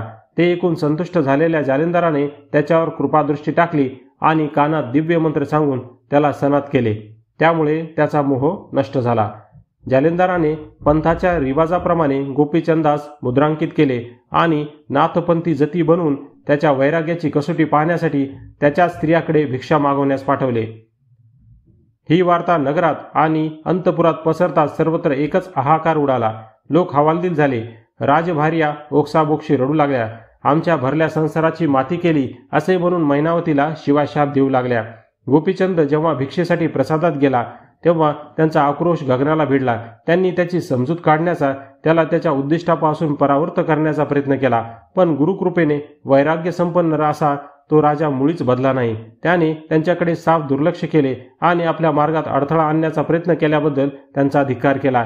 शेवटी त्यांनी विचारलेल्या सर्व प्रश्नांना संयुक्तिक उत्तरे देऊनही त्या जात नाहीत असे पाहून त्याने उग्र रूप धारण करून त्यांना दूर पिटाळले. मग मैनावतीनेही दिलेली भिक्षा घेऊन तो जालिंदराकडे परतला. त्यानंतर 3 दिवस त्याने राजाला अनेक प्रकारे उपदेश केला. लुमावंतीचा पुत्र मुक्तचंद यास गादीवर बसून राज्याची धुरा त्याच्या हाती सोपवली आणि गोपीचंदाला 12 वर्ष तपश्चर्या करण्यासाठी बद्रिकाश्रमास पाठवले. त्याला निरोप दिल्यानंतर जालिंदराने सर्व मानकऱ्यांचा सत्कार केला, राजस्त्रियांची सात्वन केले आणि कानिफ व त्याच्या सर्व शिष्यासह 6 महिने तेथे राहून राज्याची नीट व्यवस्था लावून दिली. इति श्री नवनाथ कथासार अध्याय 17 संपूर्ण. श्री नवनाथ कथासार अध्याय 18. या अध्यायाचे श्रवण केल्याने किंवा या अध्यायाचे वाचन केल्याने ब्रह्महत्येचा दोष नाहीसा होतो व नरकात असलेल्या तुमच्या पूर्वजांचा उद्धार होईल. श्री गणेशाय नमः. जालिंदरनाथाच्या आज्ञेने बद्रिकाश्रमास निघालेला गोपीचंद वाटेने जाताना येणाऱ्या गावात हिंडून पोटापुरती भिक्षा मागून पुढे जात होता. तो वैरागी झाल्याची वार्ता गौडबंगालाच्या खेडोपाडी पसरली असल्याने लोक मोठ्या आस्थेने त्याला सामोरे जात, त्याचे आदरातिथ्य करीत व त्याला तेथेच राहण्यास सांगत. पण तो विरक्त महापुरुष त्या सर्वांचे सांत्वन करून मार्गस्थ होत असे. अशा प्रकारे मार्गक्रमण करीत तो कौल बंगालमध्ये गेला. पौलपट्टण ही त्या देशाची राजधानी होती. तेथील राजा तिलकचंद पराक्रमी व सर्व वैभव संपन्न होता. गोपीचंदाची बहीण चंपावती त्याच्या मुलाला दिली होती. गोपीचंदाच्या प्रपंच त्यागाचे आणि त्याने जोग घेतल्याचे वृत्त तेथेही कळले होते. त्याचे क्षत्रिय कुळाला बट्टा लावणारे ते वर्तन चंपावतीच्या सासरी कोणालाच रुचले नव्हते. तेथील प्रत्येकजण त्याची निंदाच करीत होता. चंपावती बिचारी काय बोलणार, त्यांचे बोलणे ती मुकाट्याने सहन करीत होती. पौलपट्टणात गेल्यावर गोपीचंद एका पानवठ्यावर जाऊन बसला. बैरागी झालेला असला तरी त्याचे राजतेज कमी झाले नव्हते. योगायोगाने चंपावतीच्या काही दासी तिकडून जात होत्या. त्यांनी गोपीचंदाला ओळखले आणि राजवाड्यात जाऊन ही बातमी राजाला सांगितली. तेव्हा आपल्या सुनेचा भाऊ नगरात भिक्षा मागू लागला तर आपली अपकीर्ती होईल असा विचार करून त्याने गोपीचंदाला युक्ती प्रयुक्तीने अश्वशाळेत आणून तेथेच खाऊपिऊ घालून नगरातून गुपचूप घालून देण्याचे ठरवले. त्याने चंपावतीच्या दासींना त्यांनी काय करायचे ते नीट समजावून गोपीचंदापाशी पाठवले. त्यांनी त्याची भेट घेऊन राजाने तुम्हाला चंपावतीच्या भेटीकरता राजवाड्यात बोलवले असा निरोप दिला.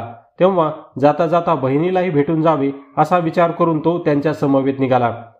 दासींनी त्याला मागील दाराने अश्वशाळेत नेऊन बसवले व आपण कृपया येथेच थांबा, चंपावतीसह सर्व मंडळी आपल्याला येथेच भेटायला येतील असे सांगून निघून गेल्या.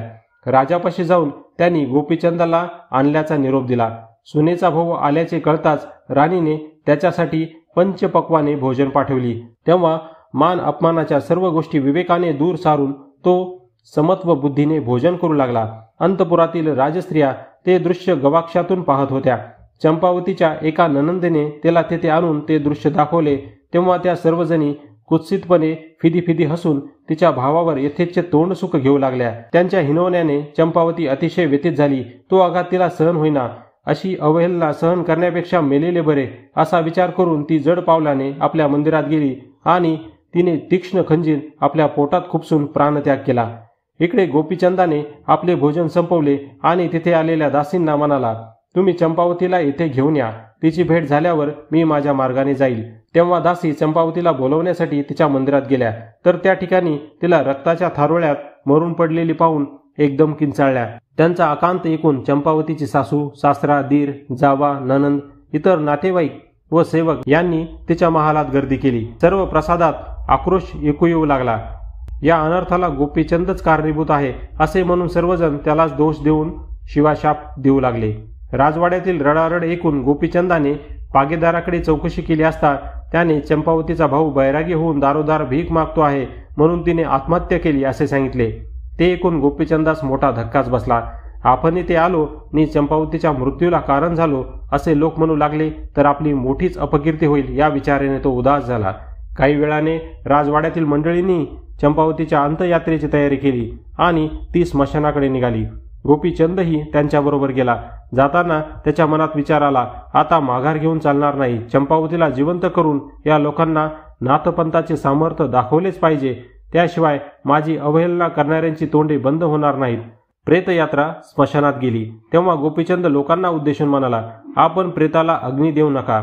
मी माझे गुरु जालिंदरनाथ यांना येथे आणून चंपावतीला जिवंत करतो.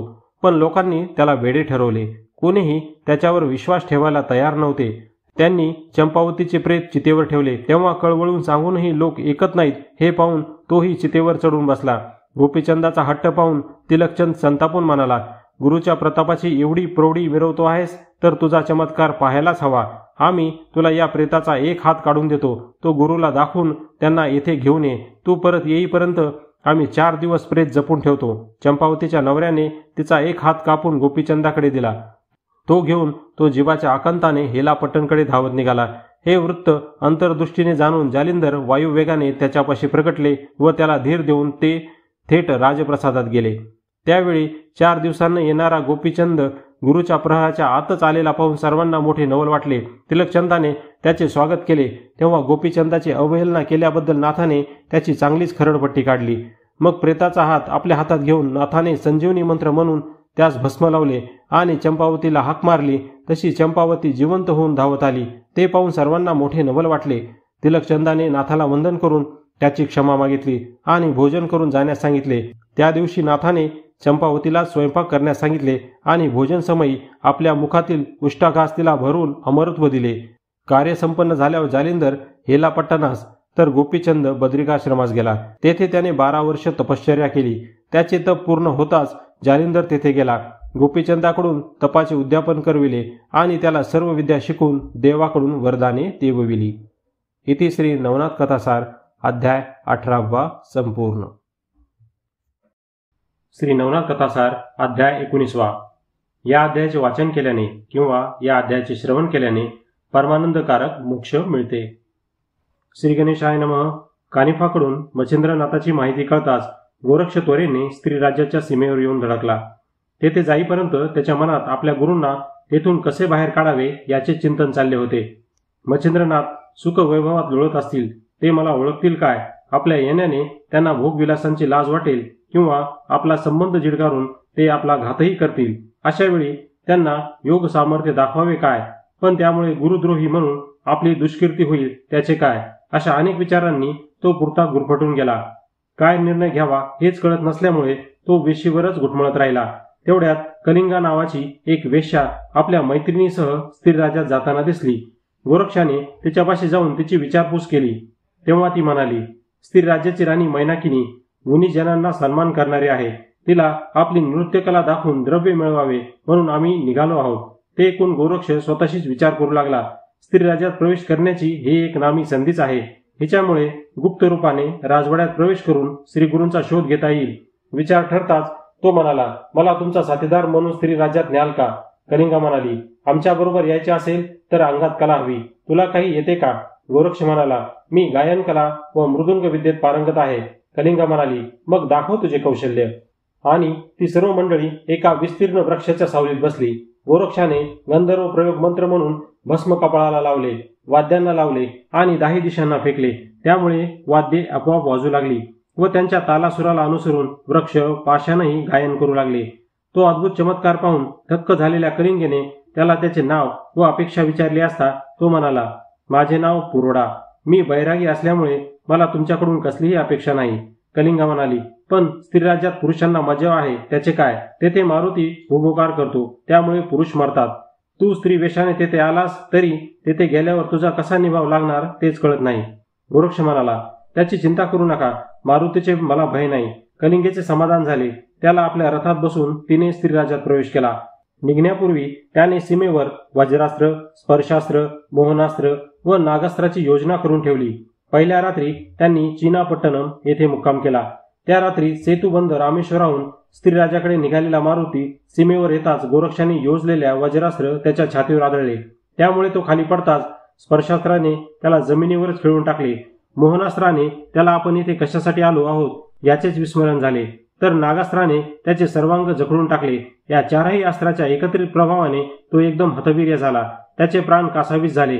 आता या भीषण संकटात रामप्रभूशिवाय दुसरा त्राता नाही हे ओळखून त्याने आतुरतेने रामाचा धावा केला.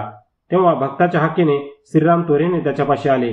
त्यांनी इंद्रास्त्राने वज्रास्त्राचे, विभक्तास्त्राने स्पर्शास्त्राचे, गरुडास्त्राने नागास्त्राचे आणि विष्णू रूपाने मोहनास्त्राचे निवारण केले. मग कृपादृष्टीने पाहून त्याला पुन्हा शक्तिसंपन्न व सावध केले. भानावर येताच मारुतीने त्यांना वंदन केले आणि हे कृत्य कोणाचे आहे असा प्रश्न केला. तेव्हा हे कृत्य गोरक्षाचे असल्याचे सांगून श्रीरामांनी मारुतीला नाथाची पूर्वकथा निवेदन केली. तसेच नाथजती हे माझे निस्सीम भक्त असून तू सामर्थ्याच्या आवेशात त्यांच्या वाटेत जाऊ नकोस असे बजावले. तेव्हा मारुतीने त्याचा ठावठिकाणा विचारला असता श्रीरामांनी तो स्त्रीराज्यातील चीनापट्टणम येथे असल्याचे सांगितले. ते ऐकून मारुती विचारात पडला. तो म्हणाला, प्रभू, येथे आलेला गोरक्षनाथ मच्छिंद्रनाथाला येथून नेण्याचा नक्की प्रयत्न करणार. तसे होऊ नये असे मला वाटते. तरी कृपा करून माझ्यासाठी त्याचे मन वळवा. ते मान्य केल्यावर श्रीराम आणि मारुती विप्र रूपाने गोरक्षापाशी गेले आणि त्याला नमस्कार करून त्याच्या सर्व गुणांची प्रशंसा केली. ती स्तुती ऐकून गोरक्ष म्हणाला, विप्र हो, आपण कोणत्या इच्छेने ते आला आहात? यावर ते दोघेही म्हणाले, महाराज, आपण आम्हाला मी तुमचा हेतू पुरवीन असे वचन देत असाल तरच आमची इच्छा सांगतो. ते ऐकून नाथात संकट पडले. तो म्हणाला, हे विभो, स्त्री राज्याची माहिती असलेला एकही पुरुष येथे येण्याचे धाडस करणार नाही आणि मी पेरलेली अस्त्रचौकी उल्लंघूनही तुम्ही येथे आलात. त्यामुळे मला तुमचे खरे स्वरूप कळले तर बरे होईल. आणि दुसऱ्या क्षणी त्याने त्या दोघांना वंदन केले. तेव्हा श्रीराम व मारुती स्वतःच्या रूपात प्रगट झाले व गोरक्षाला आलिंगन देऊन म्हणाले, तुझा हेतू आम्ही जाणतो.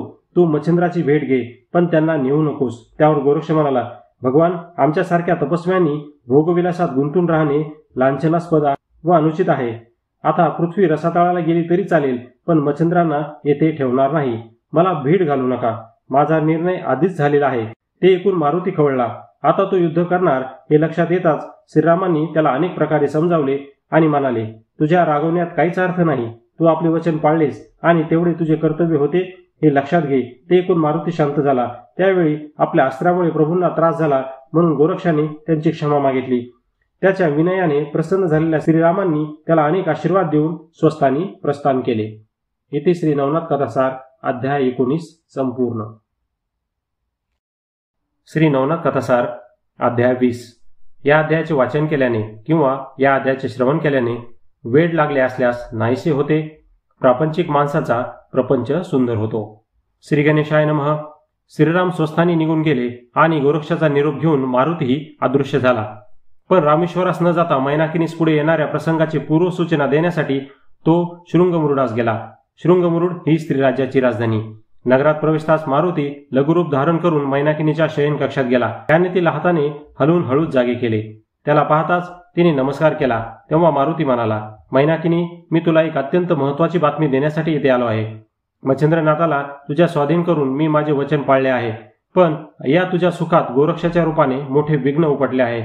मच्छिंद्राचा शिष्य महापराक्रमी असून तो आपल्या गुरुला इथून नेण्यासाठीच येथे आलेला आहे. त्याने श्रीरामाचे ऐकले नाही, माझेही ऐकले नाही. तेव्हा त्याला इथे रमविण्यासाठी तुलाच प्रयत्न करावे लागणार. सावधपणे उपाय कर, नाहीतर मच्छिंद्रनाथ तुझ्या हातून गेलास म्हणून समज. ते ऐकून मैनाकिनी चिंतेत पडली. पण तरीही मारुतीला योग्य तो मानसन्मान करून तिने त्याला निरोप दिला. स्त्री राज्याची स्वामिनी मैनाकिनी पद्मिनी व किलोतळा या 2 अन्य नावांनीही प्रसिद्ध होती. त्यामागची हकीकत अशी, मैनाकिनी पूर्वी सिंहल द्वीपात राहत होती. तेथील सर्वात सुंदर स्त्री म्हणून तिला पद्मिनी हे नाव पडले. एके दिवशी स्नान करून ती गच्चीवर उभी असताना सहजच तिची दृष्टी आकाशातून विमानाने जाणाऱ्या उपरिचर वस्तूवर पडली. त्यावेळी वाऱ्याने त्याचे वस्त्र दूर झाल्यामुळे त्याचे गुप्तांग तिला दिसले. त्यामुळे ती मोठ्याने हसली.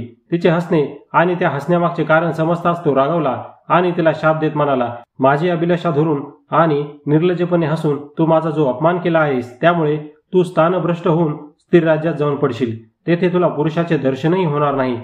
ते ऐकून पद्मिनीने त्याची मनधरणी करून उशाप मागितला. तेव्हा तो म्हणाला, माझ्या शापप्रभावाने तू स्त्रीराज्यात जाशील, तेव्हा तेथील सध्याची राणी किलोतळा मृत्यू पावल्यानंतर तू तेथील राणी होशील. आज नकळत तुझे माझ्याकडे लक्ष गेले म्हणून तुझी इच्छा माझा पुत्र मच्छिंद्रनाथ पूर्ण करील व मीननाथ म्हणून मीच तुमचा पुत्र होईल. त्यासाठी तुला मारुतीला प्रसन्न करून घ्यावे लागेल. तो प्रसन्न झाल्यावर तू त्याच्याकडे विषय सुखाची मागणी कर, म्हणजे तो संकटात पडेल व स्वतःची सुटका करून घेण्यासाठी मच्छिंद्राला घेऊन येईल. कालांतराने तुझा व मच्छिंद्राचा विरह होईल व तू पुन्हा स्वस्थानी परत येशील. ते ऐकून पद्मिनीच्या मनावरील दडपण दूर झाले. उपरिचर बसवी आपल्या मार्गाने निघून गेला. कालांतराने काही अपूर्व चमत्कार होऊन सिंहद्वीपातील पद्मिनी स्त्रीराज्याची राजधानी शृंगमृडास गेली. तेथे एका चर्मकार स्त्रीने तिला आश्रय दिला. पद्मिनी तिला स्वयंपाकात व व्यवसायात मदत करू लागली. एके दिवशी स्त्रीराज्याची वृद्ध राणी किलोतळा हिने आपल्यानंतर गादीवर बसवण्यासाठी राणीची निवड करायची म्हणून एका हत्तीनीच्या सोंडेत पुष्पमाळ देऊन तिला नगरातून फिरवले. त्या हत्तीनीने पद्मिनीच्या गळ्यात माळ घातली. तेव्हा सर्वांनी तिच्या नावाचा जय जयकार केला आणि तिला वाजत गाजत राजवाड्यात नेऊन सिंहासनावर बसवले. अशा प्रकारे राज्यप्राप्तीनंतर पद्मिनीने पूर्वीच्या राणीचे नाव धारण केले. मग तिने घोर तपाने मारुतीस प्रसन्न करून घेतले. त्याने मच्छिंद्रास त्या ठिकाणी आणले. त्याच्यापासून तिला मीननाथ नावाचा पुत्र झाला. आता वसुशापानुसार तिची व मच्छिंद्राची ताटातूट होण्याची घडी निकट आली होती, कारण मच्छिंद्राचा शिष्य गोरक्ष त्याला नेण्यासाठी स्त्री राज्यात येऊन धडकला होता. मजल दरमजल करीत कलिंगा शृंगमृडास आली. तेथे ती सर्व मंडळी एका धर्मशाळेत उतरली. कलिंगेने सभास्थानी जाऊन मैनाकिनी व मच्छिंद्राची भेट घेतली आणि त्यांची स्तुती करून येण्याचे प्रयोजन सांगितले. तेव्हा राणीने त्या रात्री तिच्या नृत्य गायनाचे आयोजन केले. सायंकाळी नर्तकींचा जो जथ्था राजवाड्यातील शृंगारलेल्या सभामंडपात उत्तम साज शृंगार करून निघाला, तेव्हा गोरक्षही स्त्रीवेश धारण करून त्यांच्या समवेत निघाला. त्यावेळी पुरोडाच्या नटवेशापुढे कलिंगेचेही तेज फिके पडले. राजवाड्यातील मानकरी स्त्रियाही त्याचे अलौकिक सौंदर्य पाहून थक्क झाल्या. कार्यक्रमास सुरुवात झाली तेव्हा पुरोडाच्या मृदंगाचे कौशल्य, साजिंद्याचे संगीत व कलिंगेचे उत्कृष्ट नृत्य पाहून समस्त मंडळी त्या तालासुरावर डोलू लागली. त्यावेळी राजसिंहासनावर बसलेल्या आपल्या गुरुदेवांना पाहून गोरक्षाचे अंग प्रत्यंग सुखावले. तो आनंदाने बेहोश झाला आणि त्याच क्षणी गोरक्षाने आपले हस्तलाघव दाखवण्यास सुरुवात केली. त्याच्या मृदुंगातून चलो मच्छिंद्र गोरख आया असा ध्वनी उमटू लागला. ते ऐकून मच्छिंद्र दचकला. मैनाकिनीही कावरी बावरी झाली. त्या नादाने बहरलेली रंगदेवता कोमजून गेली. काही वेळाने तो ध्वनी पुरोडाच्या मृदुंगातून येत असल्याचे जाणून मैनाकिनीने तिला एकांतात येऊन तिची चौकशी केली.